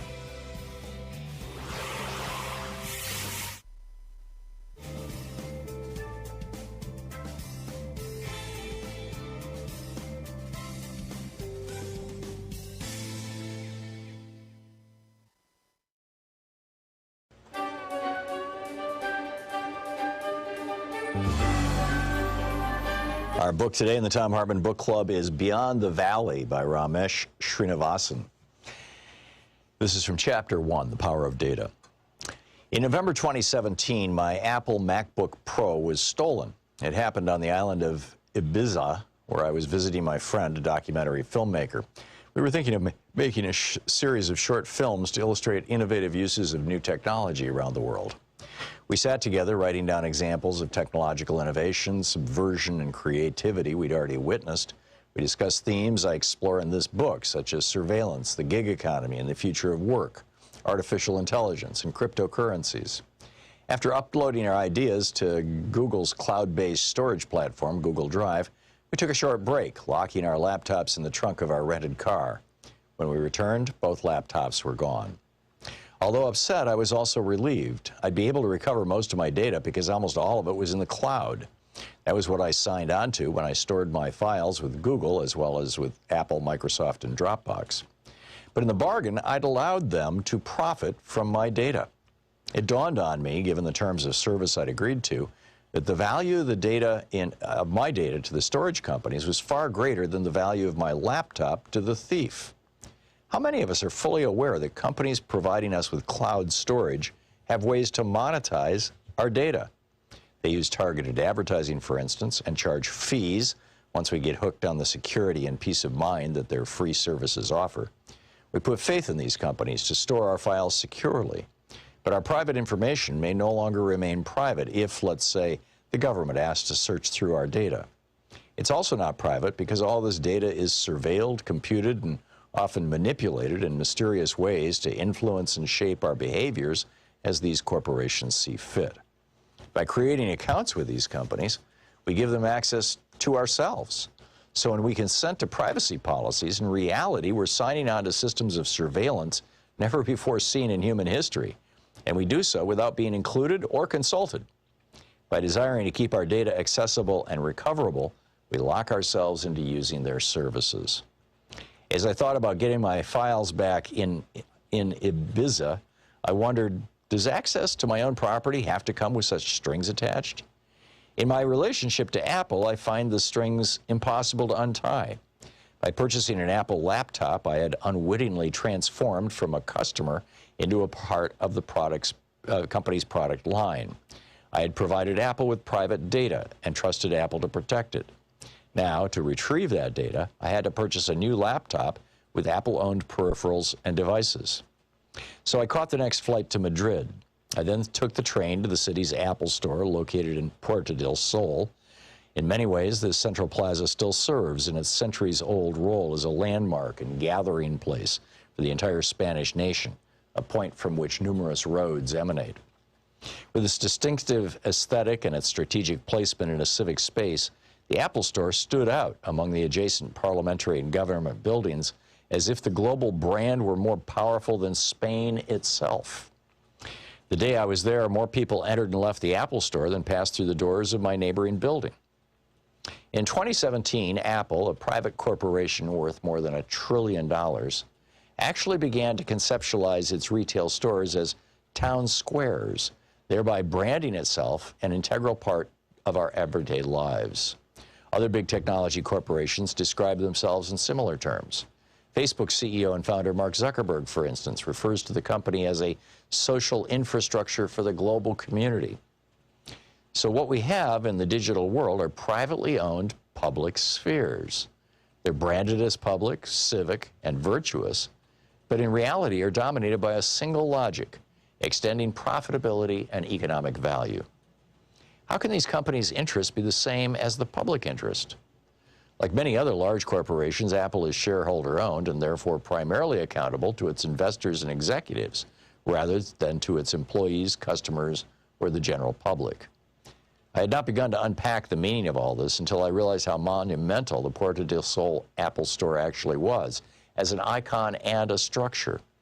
As I walked into the store, an Apple employee invited me to purchase a new machine, log on to my iCloud account, and retrieve from Apple Cloud Storage the data that I lost from my stolen laptop. These transactions, completed in less than an hour, were simple and efficient. My data was extraterritorial, easily retrievable in Spain, and likely would be in most other countries. Purchasing a new laptop and getting my data back supported Apple's economic model. National borders were no threat or hindrance. The same was true with retrieving data I had stored on other corporate cloud servers managed by Google and Dropbox. In technology circles, this saying has made the rounds. If you're not the customer, then you're the product. Many of today's technologies come to us for free, but in return, our personal lives come for free to these technologies. But they are accessible for the company's profit and gain. Yes, when we search Google, we look for information, but do we realize that Google is also searching us? Users, and it goes on from there. So the book is Beyond the Valley by Ramesh Srinivasan.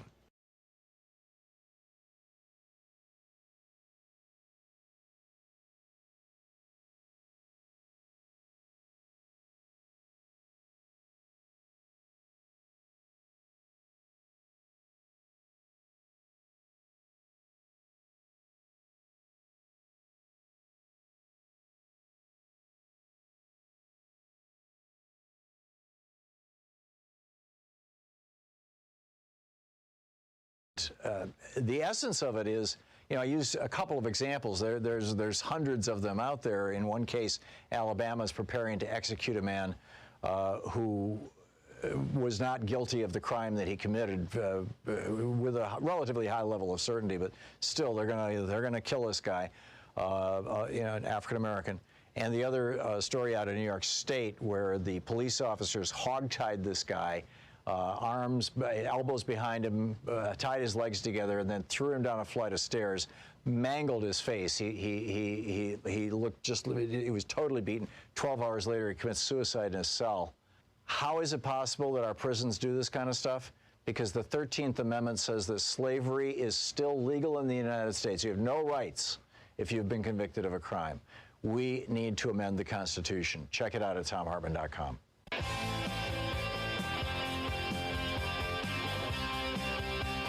And welcome back. Thom Hartmann here with you, and we will be back to your calls in just a few minutes. We're trying to reset our phone system at the moment. A whole long story, but anyhow, let me fill you in on some of the things that are going on. Greg Palast on Twitter. This was a few hours ago. It was actually at 2:43 in the morning. Greg is up all night. Greg tweeted, "This election would be over if it wasn't for the purge. 340,134 Georgians illegally purged before the 2018 midterms. 198,351 Georgians illegally purged before election 2020. Wow, you put those two numbers together, and that's 500,000 Georgians who have been removed, people in Georgia, citizens of the state of Georgia. Now, these are the numbers of the people that Greg is saying illegally, because he hired the firm that the post office uses to verify that people actually live where they say they live, where they're registered and all that kind of thing. And 340,143 Georgians and then the 198,351 Georgians. I mean, this is pretty amazing stuff. It's in fact very amazing stuff. And how's that going to play out? I don't know. We'll see.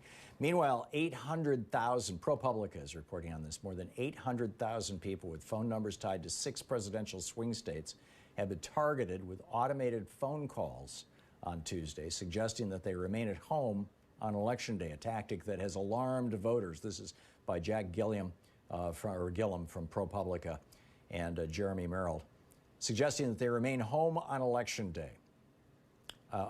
Apparently, I didn't realize this. There's a company called Teltec that they've got an app that they sell that, they advertise on TV. You can put it on your phone. I think it's called RoboKiller. And what this app does is, it accesses a database on the internet of where these robocalls are coming from. The company keeps track of it. And when they detect robocalls, when people report robocalls, then across the system, they start ignoring those numbers, but they catch the calls. And so they know how many robocalls are being made from where, about what, at any given moment.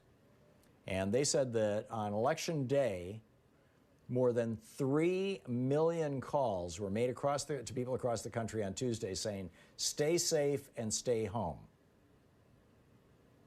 And 800,000 of those calls, or just a little less than a third of them, just went into a half a dozen or so of the swing states.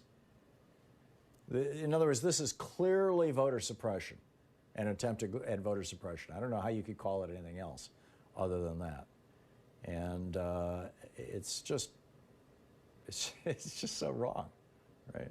I mean, it is just so very, very wrong. They're trying to figure out who was behind this.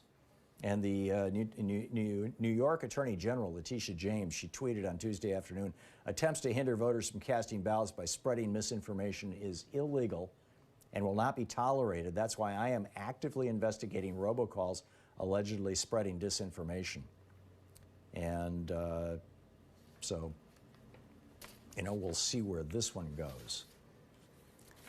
There's a new study out, the Associated Press compiled this information, that shows that in 376 counties with the highest number of new cases of coronavirus per capita, in other words, the 376 counties in the United States where the virus is exploding the most rapidly, 93% of those counties voted for Trump,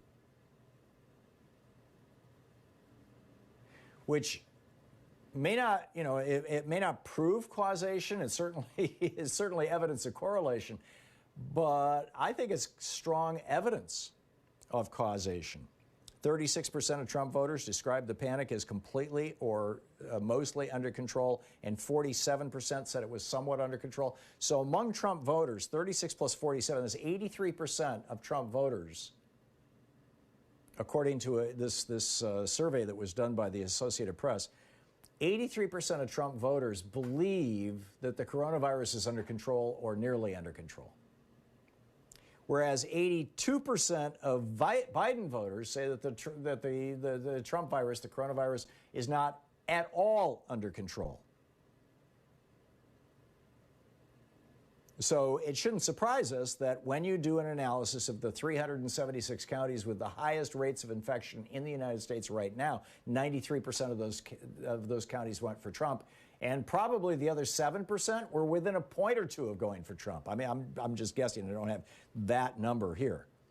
But what we do know is that the pandemic is considered to be under control by voters, by 60% of Alabama voters, by 54% of Missouri voters, by 58% of Mississippi voters. 55% of the voters in Kentucky say, yeah, the coronavirus, it's under control, there's no problem. 55% of the voters in Texas say the coronavirus is under control, there's no problem. 56% in Tennessee, 56% in South Carolina. I mean, this is something. This is really something. So, what do we do with this? I don't know. Oh, we have calls but can't scroll. Oh, that's interesting.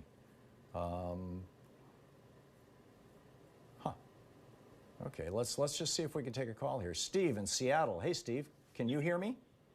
Yeah, I can hear you. Hey, Steve, what's up? I had two quick comments and a question, if that's okay. Okay, go for it. The first is a piece of good news. The Washington State Supreme Court just ruled, I think yesterday, that farm workers have the right to overtime. So that's a piece of good news. Oh, really? Yeah. That's in the state of Washington. Yeah, that is exactly. A good piece of news. The second comment I had was just a little thing I wanted to say was to, to put into perspective how much money $1 billion really is if you made $5,000 every single day for 500 years, you still wouldn't have $1 billion. Right. In other words, here's what that kind of money looks like. Yeah, exactly. And my question was, Puerto Rico, they voted to Whoop! I just dropped Steve by accident. My apologies. I think that our phone lines are starting to work now. I've got a caller here. Hey, what's your name? Where are you calling from? Are you talking to me? Oh, I am. Tom? Okay, Tom, it's Yes. Norma in Montgomery. Oh, hi, Norma in Montgomery. Hey, yeah, our phone lines just came back up again. So, Yeah, what's up, Norma? Well, first of all, I think all of us owe Stacey Abrams a huge thanks. And when it comes to those two Senate races, this entire country needs to help to get those two Democratic senators in the Senate. We need to be able to have some say in the Senate. And if everybody will help these two guys win their Democratic candidacies for the Senate, we will be a lot better off. But my main comment that I wanted to talk about these poor Trump people. They have just lost their cult leader. And I don't know what the psychological effect will be on the country. But I was wondering if you remember a book written in '98 called Who Moved My Cheese? I do. Did you ever? Somebody. I actually read it. I bought a copy. It was a sensation. It was one of these little books. It probably wasn't more than 12,000 words. Great big type on small pages, and it was like the management manual, and it was basically libertarian ideology. Yes, but it also taught you that when you lose what you've got, you need to move forward. Mm-hmm. Yeah, there is that. Yes, you need to move forward. Because if what you have is gone and you're never going to get it back, you have to adapt to change and be able to use change to continue to move forward. Because otherwise, there's nothing for you. And these Trump people have got to learn that they lost and be decent about it. Yeah, I'm with you. Norma, thank you very much for the call. It's great to hear from you, and we will continue. It's Anything Goes Friday. Back with more of your calls in just a moment. Stick around. Hey, Sean.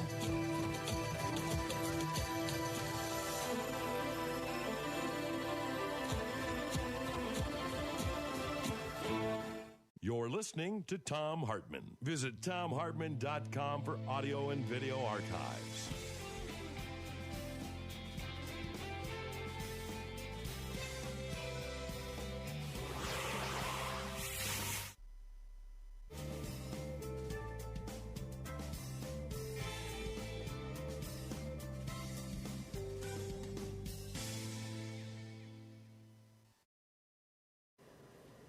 And welcome back. Blaine in Thousand Oaks, California. Hey, Blaine, what's on your mind today? I'm your hero. But once again, I'm so frustrated and bordering on speechless. And yes, thank God Biden will be president. But I am just wondering how, in the era of the soulless Republican death cult, how do Democrats, after spending $1 billion, actually lose seats in the House? How do they not take the Senate? And I just don't understand. I put the blame in their laps. I'm sorry. If the Republicans keep the Senate, tell me how over the next 4 years it will not be a repeat of the Obama years where Mitch McConnell just obstructs everything, including the Supreme Court additions, everything that Biden tries. How is it going to be different? Well, we'll see. I mean, in the two races in Georgia, as Norma pointed out, and when she called a little bit ago, are probably going to be what decides control of the Senate, and because right now it's that's the toss-up. Those are the toss-ups, and I think that it's pretty important that we be in support of these people. My concern, Blaine, I think we're still seeing the echoes of the Buckley decision and the First National Bank decision and Citizens United. The dark donors, the Shelley Adelson, the Koch network, these guys in the last couple of weeks of the election poured probably hundreds of millions of dollars into strategic Senate and House races. And they were picking the ones that they want. And by the way, they were doing this at the state level as well, so that they could hang on to a couple of states where they hadn't yet gerrymandered. So I mean, they're very strategic, and they're pouring enormous amounts of money in. And the one constraint that Democrats generally have, which is that we always tell the truth, these guys don't have. They're not constrained by the truth. And so it's really difficult. I mean, it's like trying to fight with one hand tied behind your back. But the minute that the Democrats start telling lies in their advertising is the minute that they've lost their soul. So, you know, it's the same. Professor Jack Forbes described this to me years ago as he's professor of Native American Studies at UC Davis and the author of a brilliant book called Columbus and Other Cannibals. And he said, you know, when Europeans came here, natives were faced with one of three choices. They could run and maintain their integrity and their culture. They could die and maintain their culture and their integrity until it's completely wiped out and extinct, or they could fight back and become their enemy. And some decided to fight back, some decided to run, some decided to die. And those are three legitimate positions, but, you know, those were the only choices because we weren't going to be able to change the behavior of the white people from Europe who were here with, you know, bent on genocide. And I think, you know, this is an analogous situation, I think. You know, Democrats are not willing to engage in the genocide of lying in political advertising. And we don't have, you know, the large, you know, deep-pocketed, dark money donors. You know, Bloomberg jumped into the election last time, but mostly he was, you know, trash-talking Donald Trump. I mean, it was an unsuccessful effort, let's say. So, Blaine, that's my understanding of where we're at. We'll be right back. It's coming up on 10 minutes before the hour.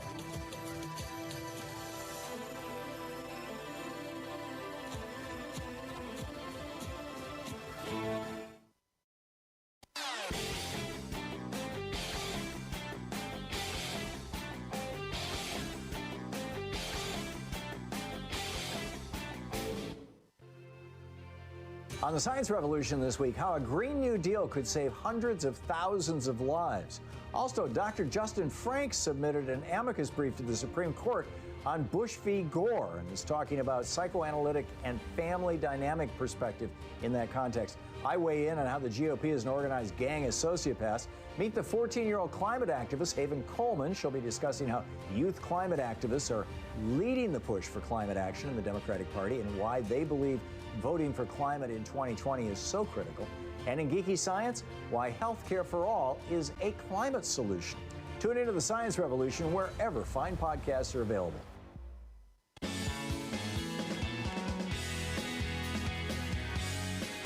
Welcome back. 10 minutes before the hour and Anything Goes Friday here. Bill in Richmond, Virginia. Hey, Bill, what's on your mind? Hi, Tom. Good afternoon. I was wondering, and the reason why it caught my attention, it was in the Washington Post today. It involves our Congresswoman, Abigail Spanberger. Yeah, there was a conference call that Democrats had that apparently a lot of it got leaked.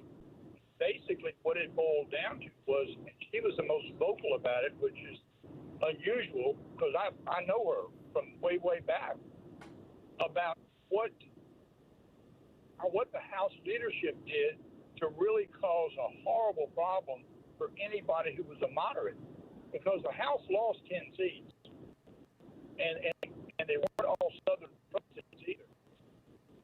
And the thing is about getting rid of what Spanberger said, just to put it in context, she said we need to not ever use the word socialist or socialism ever again.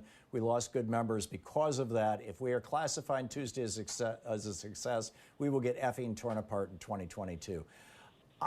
She is operating on the assumption that because Republicans are using the word socialist as a club to beat up Democrats, that's why she lost her election.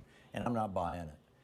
I'm just not buying it. And I get it that right now the corporate-funded Democrats in the Democratic caucus, who are a majority in the Democratic caucus, are doing everything they can to tell the progressive Democrats in the caucus, who are funded mostly by individual donations in their districts or even all around the country, to telling them to shut up and stop talking about things like Medicare for all. You know, our donors, the big health insurance companies, are really upset that you're talking about Medicare for all. Our donors, the big oil companies, are really upset that you're talking about a Green New Deal. I get it. that you know, and in fact, they're going to war with Nancy Pelosi over this because Nancy Pelosi calls herself a progressive and has been championing a lot of progressive positions. But, you know, I don't believe that that's why they're losing their elections. If you've got moderates, in quotes, losing their elections, and I had a list of everybody who lost an election here just earlier today, and most of them were people in, you know, so-called red states. Where did my list go? But you know, and so here we go. It was Doug Jones and Martha McSally lost. Jones is a Democrat. Here's the Democrats that lost. In Florida, it was Powell and Shalala. In Iowa, it was Finkenauer. In Minnesota, it was Peterson. In Oklahoma, it was Kendra Horn. In New Mexico, it was Torres Small. And in South Carolina, it was Cunningham. None of those people are outspoken progressives. They were all so-called moderate Democrats. And so they are now blaming their loss on the progressives. And I think that they should be blaming their loss on their own positions, that they were not taking positions that were catching on fire, that were capturing people's imaginations, that were mobilizing, you know, young people and people of color in the base of the party. Well, can I ask you a question, though? Two things. Trump did better in Virginia, worse in Virginia this time than he did before. And in the 7th district, which he's in, Trump did worse than he did before. So I don't think your argument really holds water because people obviously didn't like Trump. And she won. But who represents the 7th district? Huh? Who represents the 7th district? Well, Spanberger does. Oh, yeah, okay, so she's the one who lost. And again, she's not a progressive. In fact, she has disdain for progressives. So if you're looking at the Democratic base, I mean, the first law of politics is never betray your base, always excite your base. If the Democratic base wants $15 minimum wage, the Democratic base wants Medicare for all. I mean, I'm talking, you know, polling of voters all across the country, over between 65 and 90% on these issues, right across the board among Democrats. They want Medicare for all. They want a Green New Deal. They want free college education. You know, this stuff that has been labeled socialism by some of the people like Spanberger, by some of the so-called moderate Democrats, and all of the Republicans. It's not socialism, first of all. Secondly, it is what the Democratic base wants. And so if you're campaigning, Spanberger, on things that are not what the Democratic base wants, and you don't get reelected, why are you surprised?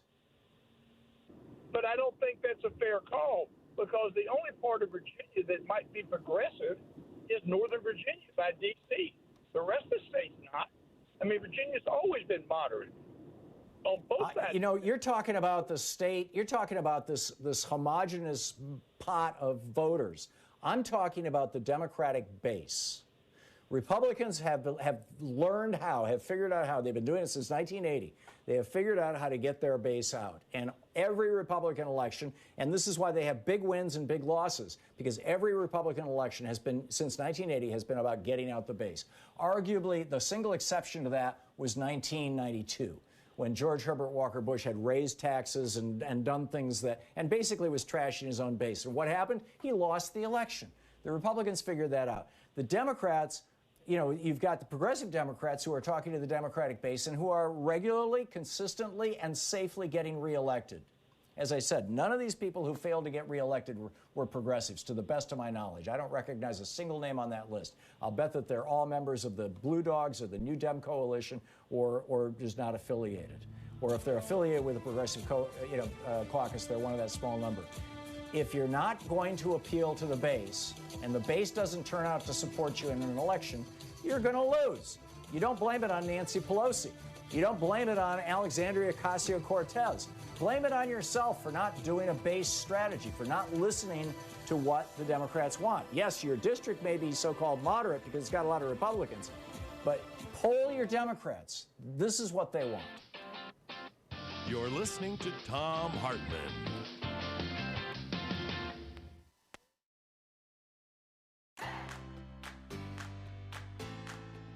These companies support the Thom Hartmann Program. They are Gabi.com. Gabi takes the pain out of shopping for insurance. More info at Gabi.com/Tom. Teeth, Smarter Pet Dental Help. More info at teethhealth.com, code TOM. HelloFresh, delivering fresh ingredients and mouthwatering recipes. More info at hellofresh.com, code TOM. Bowl and Branch, crafted for the common good. More information at bowlandbranch.com, code TOM. ExpressVPN, the VPN that just works. More info at expressvpn.com/Tom. And CB Distillery, CBD for sleeping. More info at cbdistillery.com, code TOM.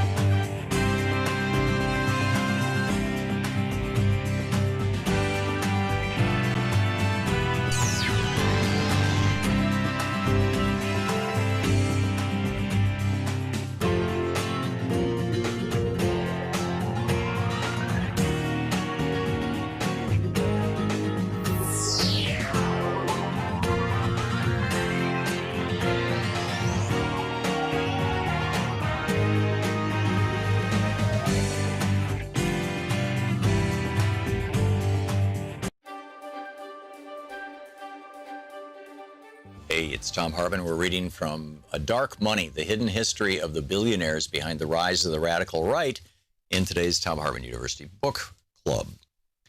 This is from Chapter 11, page 271.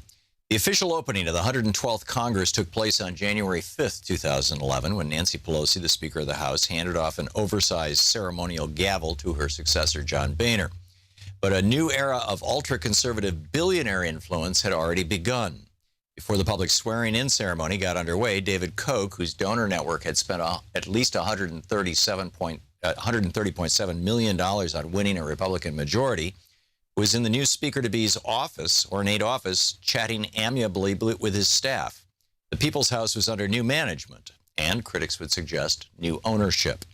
While Koch was a very public presence on the Capitol, his political adjutant, Tim Phillips, the president of Americans for Prosperity, was deep in the inner sanctum of the congressional committee that mattered most to the bottom line of Koch Industries. Phillips's most important destination that day was the House Energy and Commerce Committee, which under the new Republican majority had now increased its power to block President Obama's environmental agenda in Congress. The committee could bury progress on climate change and harass the EPA for the foreseeable future. And then just jumping through a little anecdote about Lee Fong and David Koch, they continue. In Plutocrats, the rise of the new global super-rich and the fall of everyone else, journalist Krista Freeland describes how those with massive financial resources almost universally use them to secure politics and policies beneficial to their interests, often at the expense of the less well-off. In the United States, a number of studies have shown that in recent years, this tendency has distorted politics in very specific ways. In a study he conducted for the nonpartisan Sunlight Foundation, the political scientist Lee Drutman found that increasingly concentrated wealth in America resulted in more polarization and extremism, especially on the right. Very rich benefactors in the Republican Party were far more opposed to taxes and regulations than the rest of the country. He discovered the more Republicans depend upon 1% of the 1% donors, the more conservative they tend to be. The 112th Congress soon unfolded as a case study of what David Frum, an advisor to the former President George W. Bush, described as the growing and, in his view, destructive influence of the Republican Party's radical rich. The radicalization of the party's donor base, he observed, has propelled the party to advocate policies that were more extreme than anything since Barry Goldwater and his 1964 presidential campaign. It also led Republicans in Congress to try tactics they would never have dared use before, end quote. Hard data supported this. Harvard's Theta Scott poll found that the House took the biggest leap to the far right since political scientists began recording quantitative measurements of legislators' positions. There was no better example than the Koch's newly won influence over the House Energy and Commerce Committee. In the previous Congress, the panel had been chaired by Henry Waxman, a liberal Democrat from California, who had quarterbacked the House's successful passage of the cap-and-trade bill, only to see it die in the Senate. Now the new Republican leadership stocked the committee with oil industry advocates, many of whom owed huge campaign debts to the Kochs.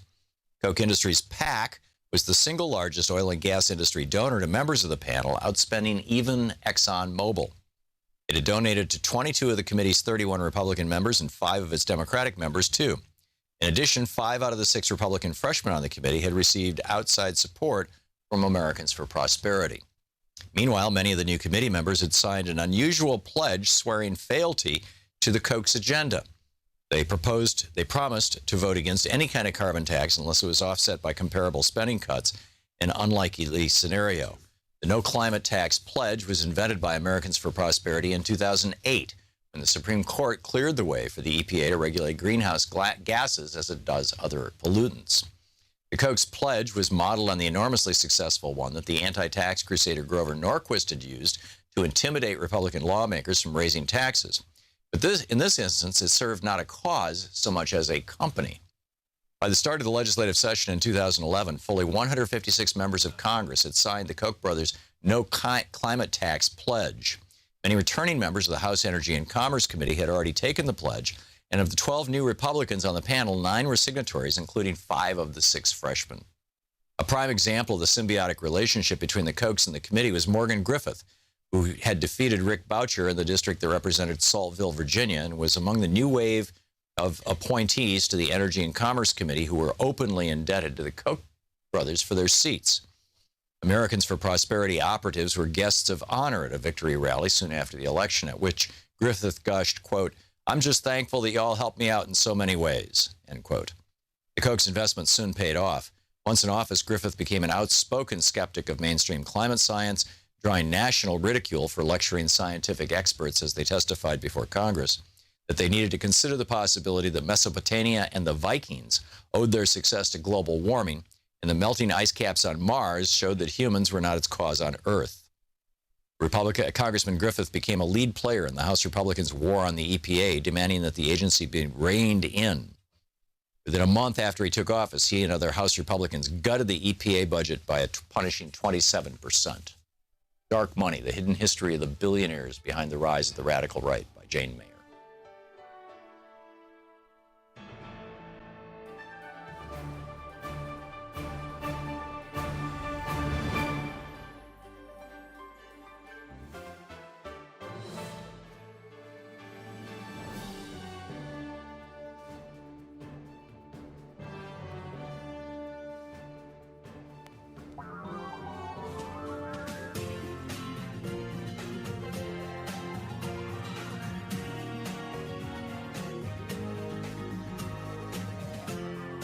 This is the Thom Hartmann Program.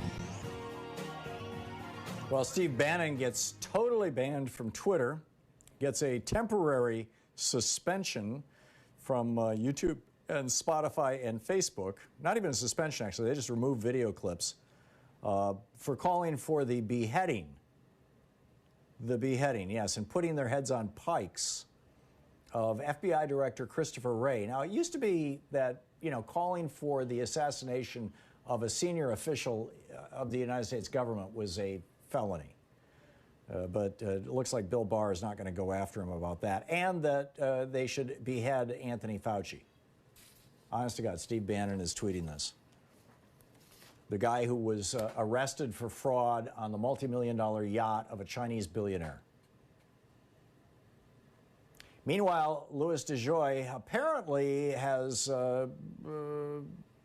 screwed up at least 150,000 ballots. This from the Washington Post yesterday. The headline, U.S. Postal Service processed 150,000 ballots after Election Day, jeopardizing thousands of votes. Because when you're, Election Day is Tuesday, and when you're delivering the mail, the ballots on Wednesday, yeah, there's a few states where those get counted. I think it's 19 states, but the rest of them, no, they don't get counted. And, so here it goes, including, more than 12,000 in 5 of the states that have yet to even be called for Trump or Biden. Despite assurances from Postal Service leaders that agency officials were conducting daily sweeps for misplaced ballots, the mail service acknowledged in a court filing Thursday that thousands of ballots had not been processed in time, and that more ballots were processed Wednesday, the day that it doesn't matter, more ballots were processed Wednesday than on Election Day. And this was not a conspiracy? This was not a plan where Trump and DeJoy and apparently whoever helped write Trump's speech yesterday, what was it, Stephen Miller, he's the speechwriter, sat down and said, okay, how do we split apart the Biden voters from the Trump voters? Well, let's do it by who's willing to go to the polls. We'll let this virus rip through the population for the next 6 months. While you, Lewis, are going around dismantling high-speed sorting machines, I'll go out there and tell people you can't trust mail-in ballots. Mail-in ballots are bad. Don't request a mail-in ballot. Don't send in a mail-in ballot. Don't get a mail-in ballot. Don't mail in your ballots at all. Be sure to vote in person. That's what I'll tell people. And Joe Biden will say, hey, you can trust the mails. The Mail Postal Service is a great American institution. And meanwhile, you, Lewis, you're kneecapping that great American institution. I want you to rip out over 600 of these multi-million-dollar sorting machines, and don't just like unplug them. Pull them out in the backyard, and in the back lot or the parking lot of the local post office, and have them ripped down into pieces, and don't even bother selling them as spare parts. I realize there's a huge market for that, but just put them in the dumpster, because that's what happened. And yeah, be sure you do this in all the swing states. Hit the swing states really, really hard, and then do it around the rest of the country. You should be able to pull maybe 200 of them out of the swing states, but we got to hit 600, so it looks like this is just business as usual. Could it be? I have no proof. I only have circumstantial evidence. Anyhow, Deborah in Grand Rapids, Michigan. Hey, Deborah, what's on your mind? Listen, I get a few newsletters daily, like Axios and Mother Jones, etc. Anyway, a week or two ago, Rupert Murdoch said that Trump is going to lose. And, without Rupert's backing, it made me wonder if Fox News is going to just throw him away, or if maybe they're grooming him to be a host. No, Murdoch has figured out that Donald Trump is mentally ill and dangerous, and he doesn't want to have anything to do with Donald Trump. I can virtually guarantee you of that. And Trump is either going to buy or become part of a competing network. I mean, he's going to sort out his options and look at who makes the best offers to him. I think that he's going to slip into obscurity far more rapidly than anybody expects. I think by February of next year, by the end of February of next year, we will not be hearing his name any longer. But I could be wrong. But, this stuff comes along really, really fast. I think right now across the Republican Party, there is this oh crap moment that is happening that is very, very similar to that moment in the children's fairy tale where the little boy says, but the emperor has no clothes on. And there's just like this moment of silence, and everybody goes, oh my God, he's right. And that's the moment when the emperor loses all his power. And that moment is happening in the next 7 days for Donald Trump. And, it's going to be interesting to see how many rats flee the sinking ship, Deborah. Well, I think also that he's going to flee the country to avoid prosecution. I agree. I think he's a serious flight risk.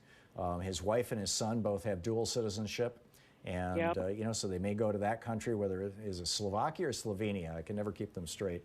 I think it's Slovakia that she's from. Yeah, or Russia, and build a Trump Tower there, or maybe Saudi Arabia. He likes that a lot. He's done a lot of favors to the king. He bragged about how he got now he's Crown Prince Mohammed bin Salman out from underneath being prosecuted for murdering Jamal Khashoggi. I mean, it's like, Saudi Arabia owes him some big favors. Is it Qatar, I guess, was where the financial fund was located that provided most of the money for Jared Kushner's $1 billion bailout 2 years ago? I mean, he's got a lot of options. He's got a good friend with Duterte in the Philippines. Jair Bolsonaro just threw him off the bus, or under the bus. Just a few hours ago, Jair Bolsonaro gave a news conference, and somebody said, well, looks like your buddy Trump is going down in flames. And he was like, you know, I don't care about Trump. I only care about God. Literally, that's what he said. I mean, you know, the words to that effect. And, but, you know, power, you know, the only reason that these people in D.C. will even have Jared and Kushner over for the cocktail party is because Trump has power, because he's president of the United States. When he's no longer president of the United States, the entire family are going to be outcasts. We're living in interesting times. We absolutely are. Deborah, thank you so much for the call. It's great to hear from you. Lauren in Boca Raton, Florida. Hey, Laura, what's up? Hi, Tom. I would love to respond to you and your previous caller's inquiry about the white female Trump voter. 99% of the women in my family are Trump voters. I am a Democrat. And to understand this, we have to start from the beginning of civilization chronologically. So real quick, here's the 7 reasons. Number 1. We have a minute and 10 seconds. Awesome. Number 1, we've had to rely on men for human survival, for hunting, protection from predators, and climate. So we would compete with each other for men for survival since the beginning. I'm sure you're aware of Aristotle's politics regarding how men are superior. That also. I am, but you know, in Nature magazine yesterday, Lauren, there was a story about how they found a 5,000-year-old woman buried in Germany, right near where Osel, the caveman, was on the mountain. You know. This is just down the road. She was a hunter. She was buried with all her hunting paraphernalia. Apparently, women were hunters back then too. This whole myth that, you know, the women were the gatherers and the men were the hunters. A great article in Nature magazine this week debunking that. But back to your list. Empowering. Thank you for sharing that. Very empowering. Third, King James, he's responsible for creating, you know, the witch trials, and he also wrote the book about, you know, how Jesus Christ once torture methods to take care of witches. That caused women to betray each other and compete. Number 4, I'm sure you're very aware that if women did not obey their husbands in the 1600s to 1900s, they would go into asylums or they would compete. Bottom line, women depend on men for money, either their husband, their ex-husband, their father, and they still do to this day, and they will vote the way he votes. Yeah, sadly, and that's a patriarchal structure, but that's purely culture. Lauren, thank you. That's brilliant. This is the Thom Hartmann Program. It's 15 minutes past the hour. Back with more of your calls in just a moment. It's Anything Goes Friday.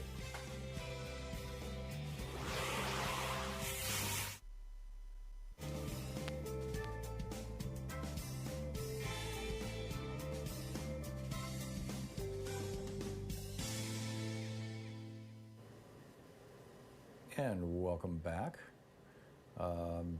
John in San Francisco. Hey, John, let's try it again. Oh, thanks, Tom. Appreciate it.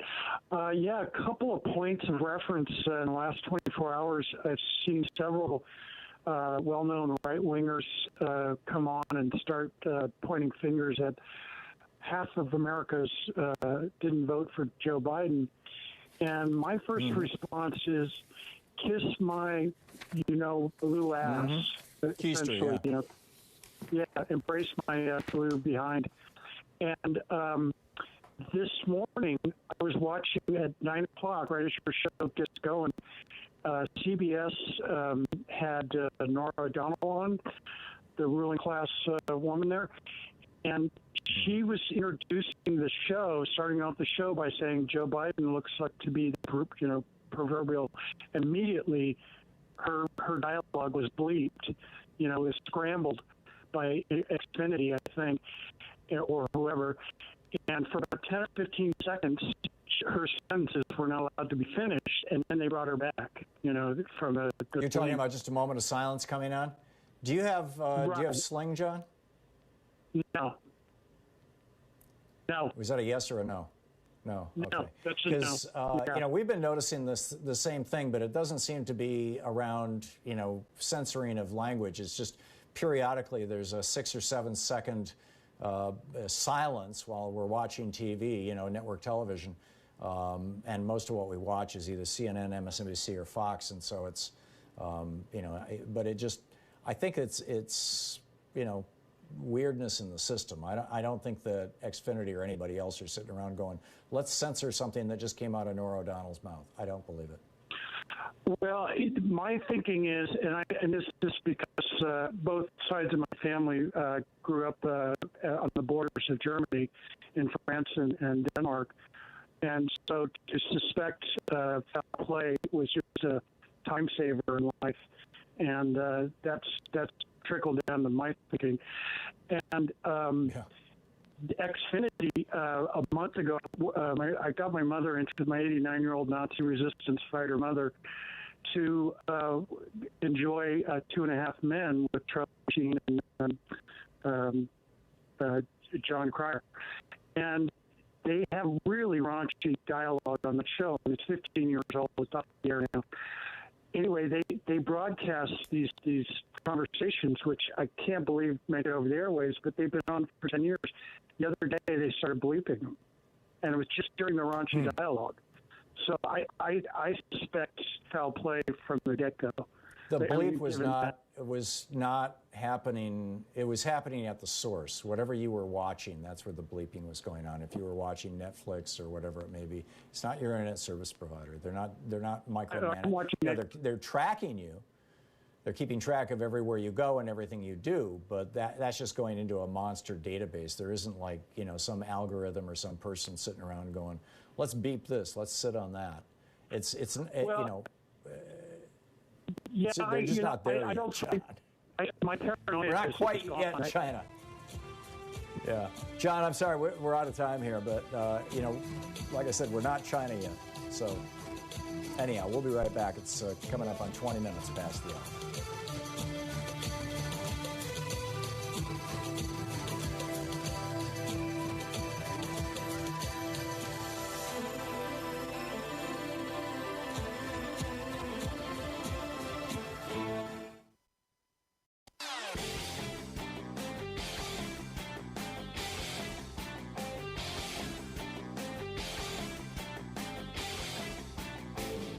Share the Thom Hartmann Program with your friends. We're available on SiriusXM, Free Speech TV, Pacifica, commercial stations nationwide, YouTube, Twitter, Facebook, on the Thom Hartmann app, and you can even tell your smart speaker to listen to the Thom Hartmann Program. In our latest video for folks who support our show over at ThomHartmann.com, it's pretty mind-boggling, actually. The candidate Trump back in 2016 said, I'm not going to cut Social Security like every other Republican, and I'm not going to cut Medicare or Medicaid. Every other Republican is going to cut, but I won't. That's what he said. Well, what did his budget actually propose? His budget actually proposed, this is last year's budget. Congress didn't pass it, thank God, but this is what his budget proposed. $1.9 trillion in cuts to Medicare and Medicaid, and $26 billion in cuts to Social Security. And now he is block granting Medicaid to the states, which is already cutting back on Medicaid programs in the red states. You can check it all out over at ThomHartmann.com.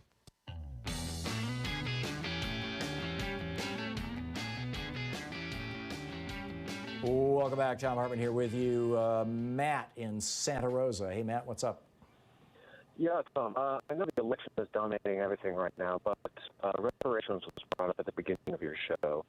And the debate has always been, should we give reparations? How do we give reparations? And I've been thinking for a while that, and maybe you could chime in on this, but what do you think the efficacy of giving all eligible people for reparations a tax-exempt status? And how do you think that would help people, give them an extra push to better themselves, their families, their communities? You could apply to African Americans, Native Americans, anyone that has been disenfranchised by our system. Yeah, it's a Republican meme, Matt. Basically, I mean, this was the Republican response to the crisis, the welfare crisis in the United States. People falling through the social safety net. Well, let's give them a minimum. What's it called? There's a specific tax that, really poor people, they actually get a payment, or let's subsidize their kids some more. I think that tax dollars would be much better spent actually providing services. I mean, there's a spectrum of reparations. On the one end of the spectrum is institutional stuff, and this is the stuff that Lyndon Johnson started, where we're going into poor communities, which includes poor black communities, and providing housing and providing food and upgrading education and providing jobs and things like that. The Republican answer to that was opportunity zones, which sometimes work and sometimes doesn't. It made Jared Kushner a lot richer. That's kind of one end of the spectrum. The other end of the spectrum is finding individuals and figuring out a way to spiff them. And the challenge that brings with it, and I'm not opposed to it, I'm just saying from the back in the 80s when I spent a fair amount of time on a couple of different Indian reservations, and in fact wrote about it in one of my books. And one of the things that I got was that if you didn't qualify to be a member of the tribe, your life was nowhere near as good as if you did qualify to be a member of the tribe. And this varied from tribe to tribe, depending largely on whether or not they had casino money. And what it did was it produced this mentality of the insiders, we got ours, screw you, and the outsiders, how dare you, you're ripping me off.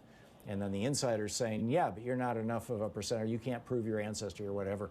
And it was really divisive in the Native American communities where we were hanging out, and or at least around the edges of those communities. And I don't have an easy solution to that, or answer for that. And it's really not, I think this is something that African Americans need to, and already have. I mean, there's no shortage of books and articles and topics on this to work this out. And there's so many competing ideas, really good ideas, in the African American community that, I don't have a particular one that I'm fond of, but I do think that it probably needs to incorporate both. But how to do that latter part, I don't know. Matt, did that make sense? Yeah, it did. And that does make a lot of sense. Thank you. Okay, as a starting point anyway. Jordan in Albuquerque, New Mexico. Hey, Jordan, what's on your mind? Thanks for taking my call, Tom. I respect your history on politics, and my question for you is: do you believe that history will say that Donald Trump's loss was one of the worst failures of all time? And the reason I say that is because he campaigned for 4 years and lost to somebody that campaigned for 6 months. So thank you. Yeah. I'll take your response off air. Sure. Yeah. Thank you, Jordan. That's an interesting take, and I think Jordan is absolutely right. Donald Trump was the first president to launch his re-election campaign the day after he was inaugurated. Trump launched his re-election campaign on January 21st. Of course, he did it because, hey, if he could raise $1 billion and he could skim 300 million of it, 340 million of it, it looks like it is, maybe at least 310 million of it off the top, and stash it in one of his companies, life is good. And it sure looks like that's what he did, in addition to his inaugural committee, which it looks like he skimmed money out of as well. It's going to take some time to figure all this stuff out, but I think there's some really grody stuff going on here. Jerry, in Baltimore. Hey, Jerry, what's up? Hi, Tom. I have an idea on how we can get control of the Senate. I don't understand why we can't ask, maybe we can start a campaign on this, Angus King, who's an independent Maine, and Bernie Sanders, who's conveniently a Democrat when he's running for a Democratic nomination. Why can't they just be, even temporarily, so we get control of the Senate maybe in 2022, and you have 22 very unlikable Republicans up for re-election? Why can't they just be Democrats for 2 years, then go back to be independent later, but then we would have control of the Senate, and we could finally get rid of the poisonous disaster of McConnell's power. Yeah, well, I think that we're going to see how this runoff election in Georgia is going to shake out. It looks like there's I'm just saying that doesn't two work Republican with senators. Ossoff and the Reverend. If it doesn't work, well, it might be the only way then to Plan save B our... is the second. Yeah, is the midterm election, and the bad news is that midterm elections usually hurt the president's party, but I don't think that's going to happen this time Angus around. King and Bernie Sanders could become temporarily Democrats instead of independent? Oh, they wouldn't have to. As long as they're caucusing with the Democrats, the effect on power in the Senate is identical. It doesn't matter what they call themselves.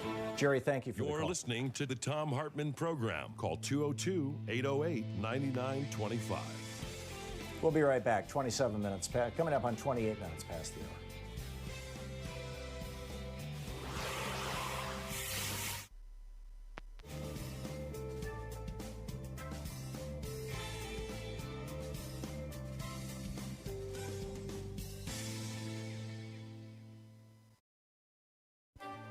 This is the Thom Hartmann Program. Our book today in the Thom Hartmann. Our book today is The Poisoned City, Flint's Water and the American Urban Tragedy by Anna Clark. This is from the prologue. On a hot day in the summer of 2014 in the Civic Park neighborhood in the Civic Park neighborhood where Pastor R. Sherman McCathern preached in Flint, Michigan, water rushed out of a couple of fire hydrants. Puddles formed on the dry grass and splashed the skin of the delighted kids who ran through it. But the spray looked strange. The water was coming out dark as coffee for hours, McCathern remembered. The shock of it caught in his throat. Something is wrong here. Something had been wrong for months. That spring, Flint, under the direction of state officials, turned off the darkening water that it had relied on for the drinking water that it had relied on for nearly 50 years. The city planned to join a new regional system called the Carignan Water Authority, and while it waited for the KWA to be built, it began bringing in its water from the Flint River. McCathern didn't pay much attention to the politicking around all this. He had enough to worry about with his busy parish. But after the switch, many of his neighbors grew alarmed at the water that flowed from their kitchen faucets and shower heads. They packed public meetings, wrote questioning letters, and protested at City Hall. They filled clear plastic bottles from their taps to show how the water looked brown or orange and sometimes had particulates floating in it. Showering seemed to be connected with skin rashes and hair loss. The water smelled foul. A sip of it put the taste of a cold metal coin on your tongue. But the authorities said everything was all right and you could drink it, so people did, McCathern said later. Residents were advised to run their faucets for a few minutes before using the water to get a clean flow. But as the months went by, the city plant tinkered with treatment and issued a few boil water advisories.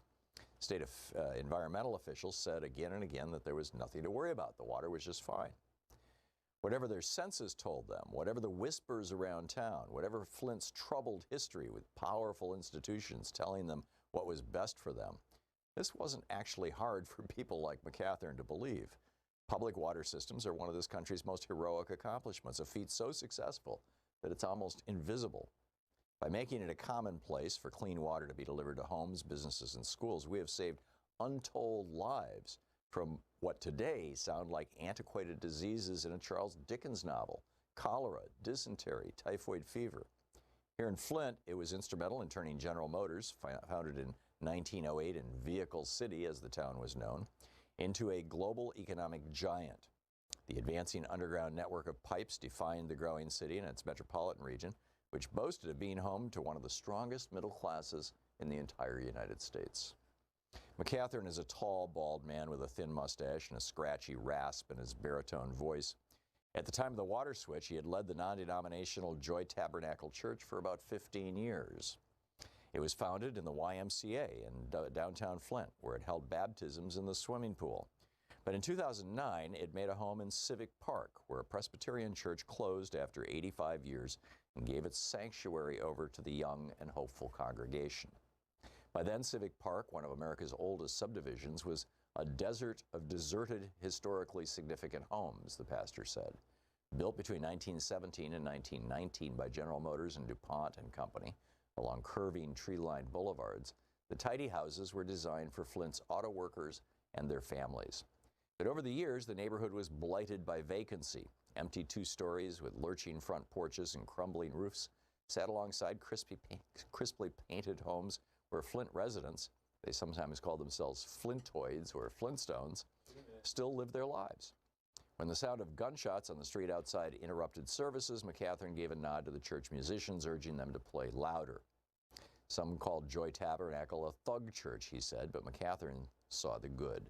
The young men filling his pews built a proud society, if not by getting their names on the honor roll, then by tagging their names with spray paint. In the end, people just want to be seen. The ghosts of the past went well beyond Civic Park. Between General Motors and the United Auto Workers, the city had been a flourishing hub for American innovation. There were more than 100 different manufacturing establishments in town. 10 of them employed at least 1,000 people each. And they not only made automobiles, but paints, varnishes, tools, dyes, cotton, textiles, and a wealth of other products. Flint had one of the highest per capita incomes in the entire nation. And despite being severely segregated, it was a magnet for African-American migrants from the South. When Vice President Hubert Humphrey stopped by during the campaign for the 1964 presidential election, he praised Flint for, quote, zooming ahead with unbelievable growth and progress. Workers earned wages that are very good, Humphrey said, and, quote, because of the great labor management program in the community over many years, there has been a constant rise in the standard of living, end quote. Away from the assembly lines and the executive suites, the people of Flint felt that the city just shouldn't be a place to work. It should also be a place to thrive. Charles Stewart Mott, an auto pioneer who became GM's single largest stockholder and three-term mayor, created a nationally renowned community schools program that provided education, skills-building workshops, and social influence and social services. The book, The Poison City.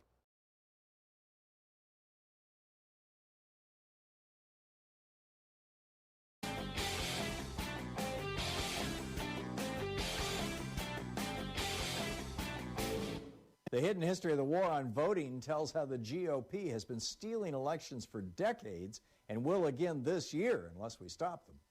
We have a new video over at thomhartmann.com for the people who support our program, and it's an interesting one.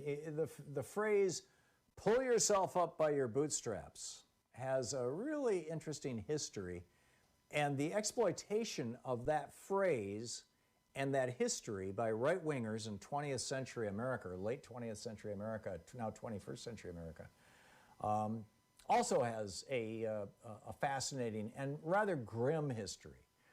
Just the general absurdity of the idea that somebody can lift themselves off the ground by reaching down and pulling on a strap on their boots. I mean, just think about it for a second. But it's used, this is used as justification by right-wingers, particularly over the last 40 years since the Reagan Revolution, to say, oh, poor people, their poverty is their own fault. Check it out. It's over at thomhartmann.com.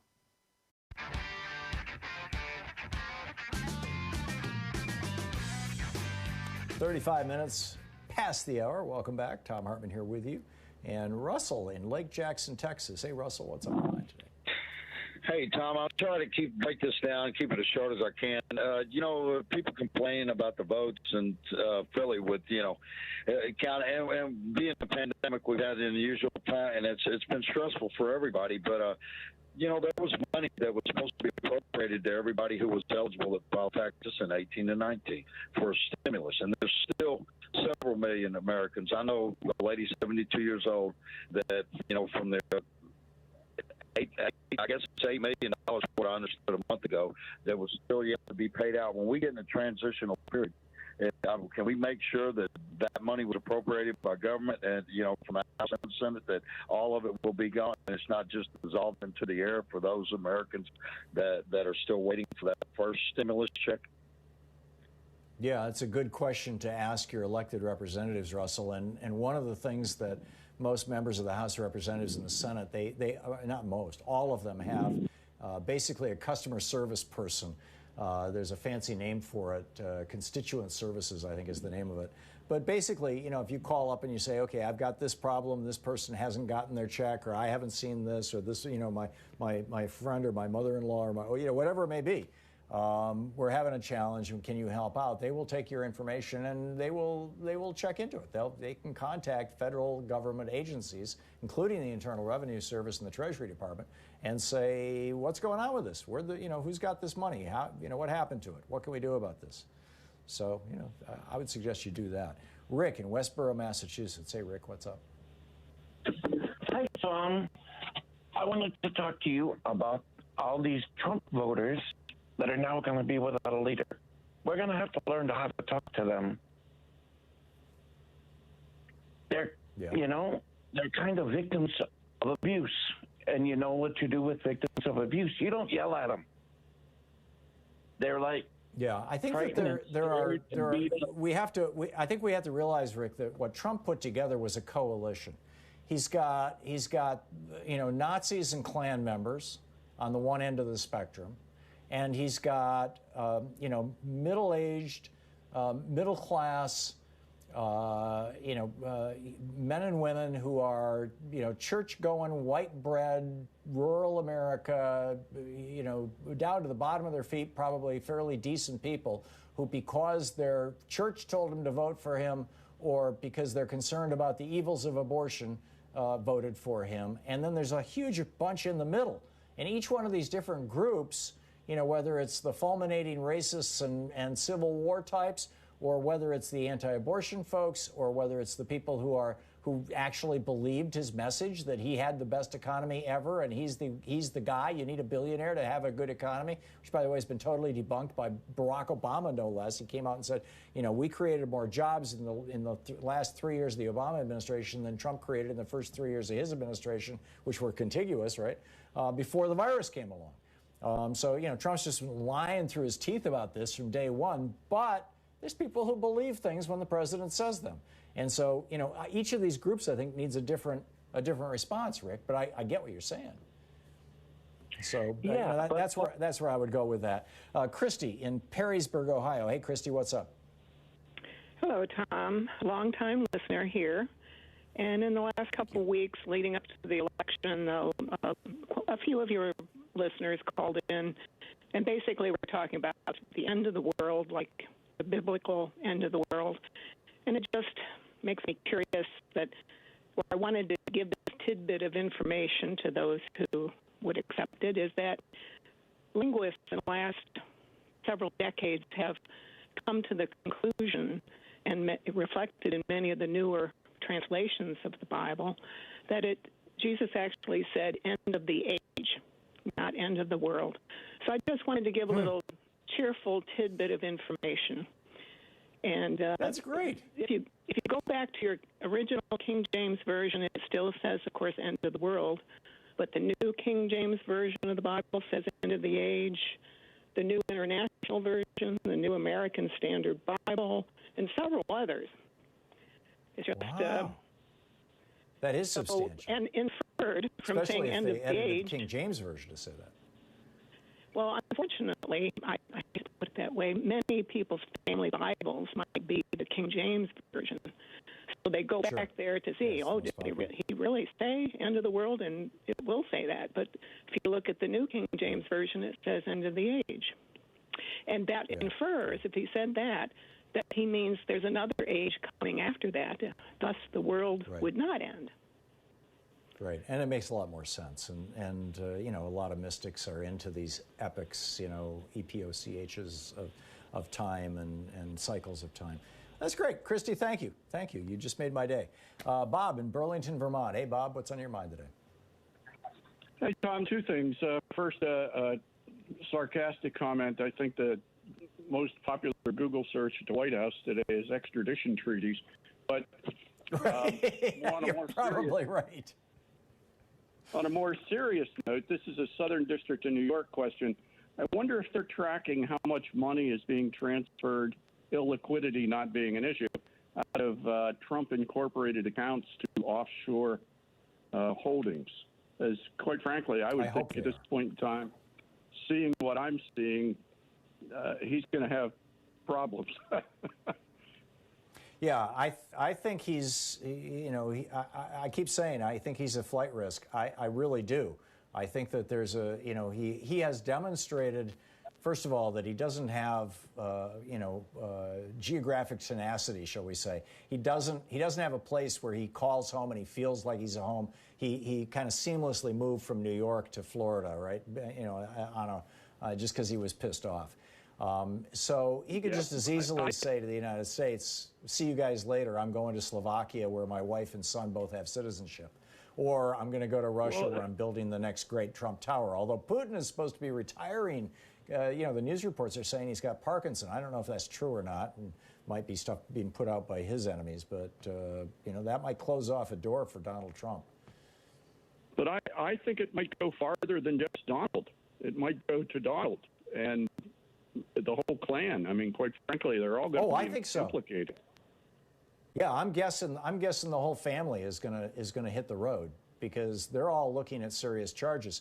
And just the tax fraud charges are going to be huge. And most of those Trump's got something like 400 or 500 corporations. He's doing the same thing Enron did. He's doing the old shell game where you keep all the profits in one company, the company that has the huge tax losses and depreciation assets that you can write them off against. And then in the other companies, you create losses or profits depending on how you can most effectively extract cash out of those companies and keep all of them separate from each other on the balance sheets of companies that need to borrow money. And this is a way to shovel borrowed money. In the case of Enron, it was investor money into the pockets of the executives. And I think he's running the exact same kind of shell game. And the thing is that probably a third of those companies have as their CEO Eric Trump or Ivanka Trump or Donald Trump Jr. He has been keeping it all in the family, and now Jared Kushner probably as well. So I think when Trump goes down, the entire Trump crime family goes down, and couldn't happen to a nicer bunch. We will see. Thanks a lot for the call from Burlington. David in El Paso, Texas. Hey, David, what's up? Hey, Mr. Hartmann, how you doing? Good. What's up? First thing, hey, stuff, that is delicious. That is great stuff. On to my question. I wanted your thoughts on a Facebook post that's been going around, I'm sure, maybe on Twitter as well. But the post basically reads, if Joe wins, congratulations to all of you who voted for him. I hope you get the free things you voted for. I wish the best of luck to all small business, gun, and landowners. When gas prices start soaring, taxes are high, you can't afford the extras in life. Look back and be thankful. David, you got a really righteous rant going there, and I'm really sorry. I just put you on hold because the phones are breaking up again, and I'm going to try and do something about this during the break. But I would like to hear your entire rant, and I'd like to have a conversation with you about it. So, if you can stick around, we can try that again. It's, and my apologies, Dr. Deborah Birx again. Another new note, warning, we're now over 100,000 cases. She said this is not about lockdowns. It's not been about lockdowns since March or April. It's about an aggressive, balanced approach that is not being implemented. We'll be back 45 minutes past the hour. Stick around.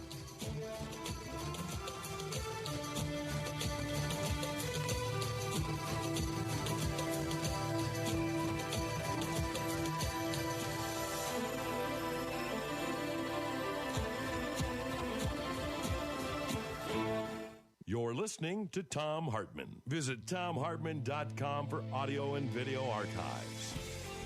We'll be right back with Anything Goes Friday. Stick around.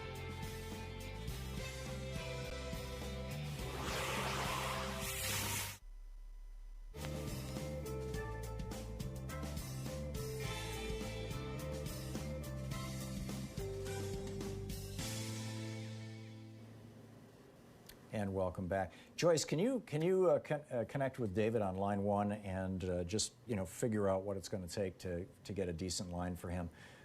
Don in Pittsburgh, Kansas. Hey, Don, what's on your mind today? Hi. Well, I just want to say we gotta watch closely. Trump and his minions would clearly like to steal this election. Did you ever talk about the Barton Gellman article from the Atlantic about the machinations, getting the state legislatures to go against the votes of the people and with the excuse of fraud and all that kind of stuff. We got to watch him. Yeah, this is Trump's like Plan Z. His very last plan is, and they were reminding people, state legislatures, of this yesterday. I think the Republican Party is so over Trump that they're not going to bite. I really think that they're like sick of him. Yeah, but the thing is that's perfectly legal. Going to the state legislatures. That's legal. It is totally illegal. The Constitution says that the state legislature gets to determine how the electoral votes are cast, and the state legislatures have for years and years. I mean, for centuries now, the state legislatures have passed laws saying that whoever gets the majority of the votes in our state gets all of our electoral votes. Now, 2 states have separated from that. Maine has split into 2 congressional districts, and they've said, no, we're going to do it in each. And Nebraska's done the same. They're doing it by congressional district rather than the whole state. And other states can do, I mean, literally a state can do anything. They can say from now on our electoral votes are always going to go to Republicans, period. Just pass a law, have the governor sign it, and that's what it's going to be. Yeah, the only thing that stops that is the people. One final thing, I did some research on the COVID death rate of myself. The U.S. COVID death rate is 225 times that of China, and it's 24,828 times that of Taiwan. 150 times that of Singapore. Right. April 21st was the last day that somebody died in Taiwan of COVID. Yeah. The country's back to normal. Their GDP has expanded 2% this year. People are going to soccer games and they're going to malls. I mean, everybody's wearing masks throughout the country, but they have not had, they do not have active COVID going on in Taiwan outside of a hospital. And they have not had a death since April 21st. They never did a lockdown. I don't know why this doesn't get more coverage in the United States. And they never locked down, by the way, in Taiwan. They never locked down. Neither them nor South Korea. And Japan only did a very minor, and Singapore only did partial lockdowns. And they all dealt with it. But they're technologically more advanced than we are at this point, and they have more social. They all dealt with it with masks, Don. That's not superior technology to the United States. It's superior intelligence in that 100% of their population said, "Okay, we'll wear masks." Yeah, well, better social cohesion, but also they instituted no fooling around testing. You don't have to wait. You don't have to pay $10,000. One guy got charged $10,000 for a COVID test. He was a physician. I mean, it's just this has been inept. We have the scientific competence to do this. We don't have the political competence to do it. We did not have under Trump. Well, what we have is a president and a party that went along with him for some reason, saying the best way to deal with COVID is to let as many people get infected as possible. And the question in my mind is, was that reason to scare people away from the polls so he could push Democrats into mail-in votes so he could claim that the election was being stolen? Or was that because he actually believes Scott Atlas, who says that herd immunity is a thing, which, by the way, it's not a thing outside of the vaccine world. It's not a thing. No disease has ever been controlled by herd immunity, ever.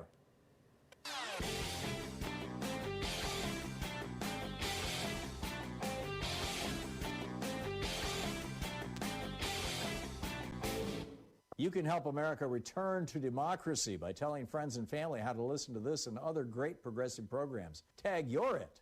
So we have a new video up over at thomhartmann.com for people who are signed up, for supporters of our program. And it's about how Donald Trump, 16 days after Mr. Khashoggi was murdered by the Saudis in Turkey and his body dismembered and vanished, 16 days after that happened, without notifying Congress and with virtually no mention to anybody, Donald Trump authorized the transfer of top-secret nuclear technology to the Saudis. This should be a serious issue. Tim Kaine, the senator from Virginia, is raising hell about it because Khashoggi lived in Virginia. But I think everybody in Congress should be raising hell about this. And when you back this up with this new report out from ProPublica that the Saudis were involved in 9/11, it gets real interesting. So you can check that out over at thomhartmann.com. Look for our basically members-only video.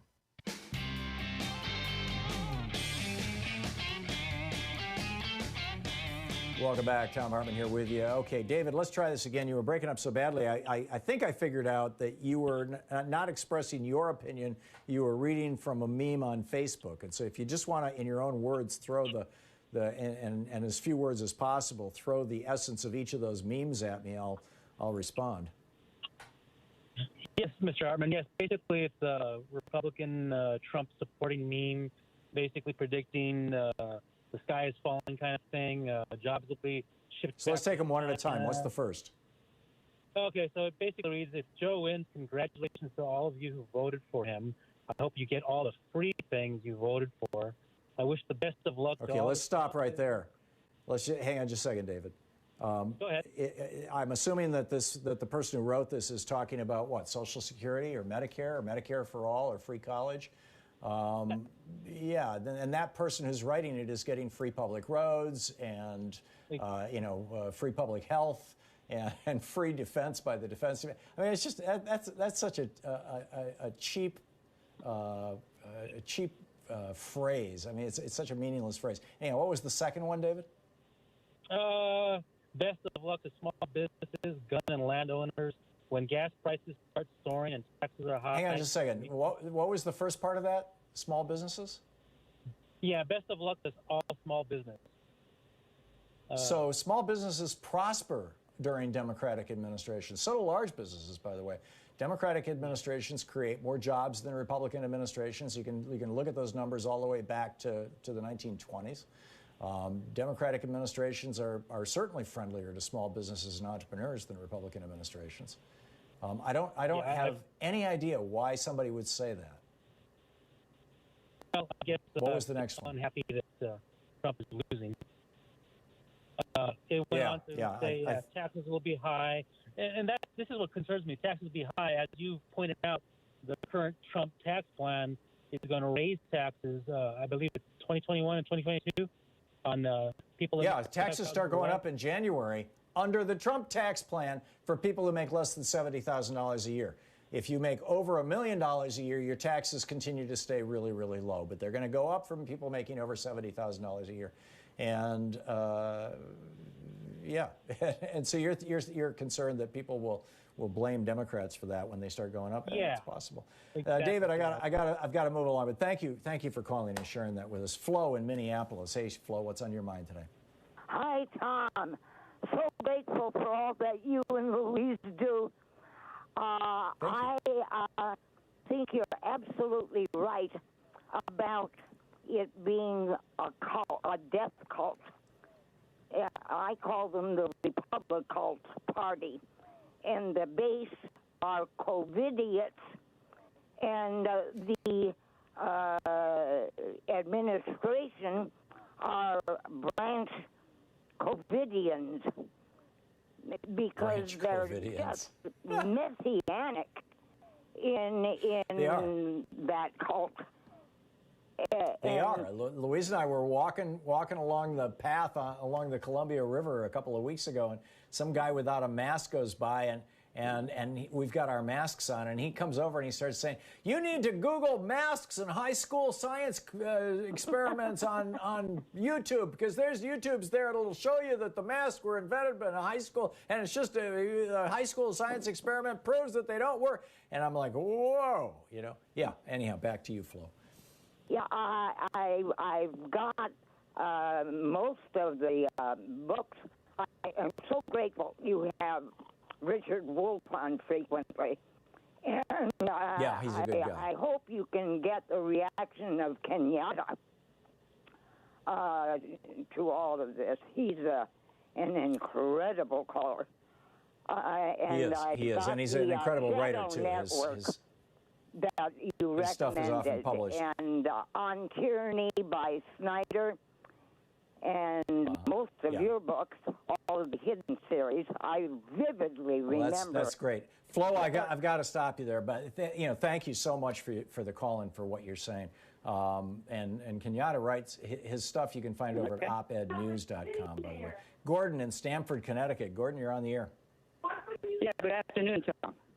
I have some ideas on how to lick this COVID problem. You know, they have sewage sampling, which can identify COVID in the sewage. We have 30 seconds.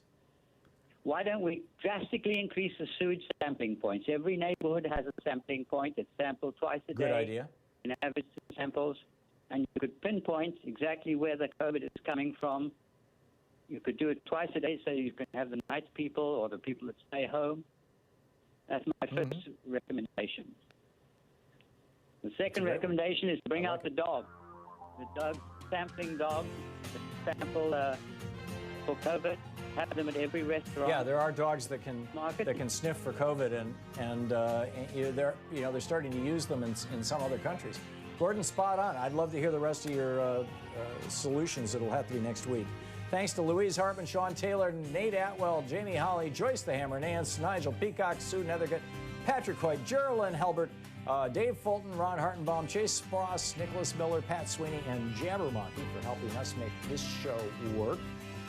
Thank you to all of you, and thank you to you for being with us and for letting our sponsors and our stations know that you support the program. Thanks so much. We'll see you next week. Have a great weekend. Get out there, get active, tag, you're it. good to yourself. You've been listening to Thom Hartmann.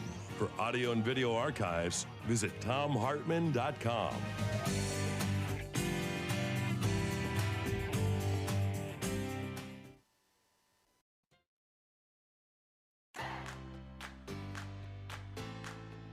These companies support the Thom Hartmann Program. They are Gabi.com. Gabi takes the pain out of shopping for insurance. More info at Gabi.com/Tom. Teeth, Smarter Pet Dental Help. More info at teethhealth.com, code Tom. HelloFresh, delivering fresh ingredients and mouthwatering recipes. More info at hellofresh.com, code Tom. Bowl and Branch, crafted for the common good. More information at bowlandbranch.com, code Tom. ExpressVPN, the VPN that just works. More info at expressvpn.com/Tom. And CB Distillery, CBD for sleeping. More info at cbdistillery.com, code Tom.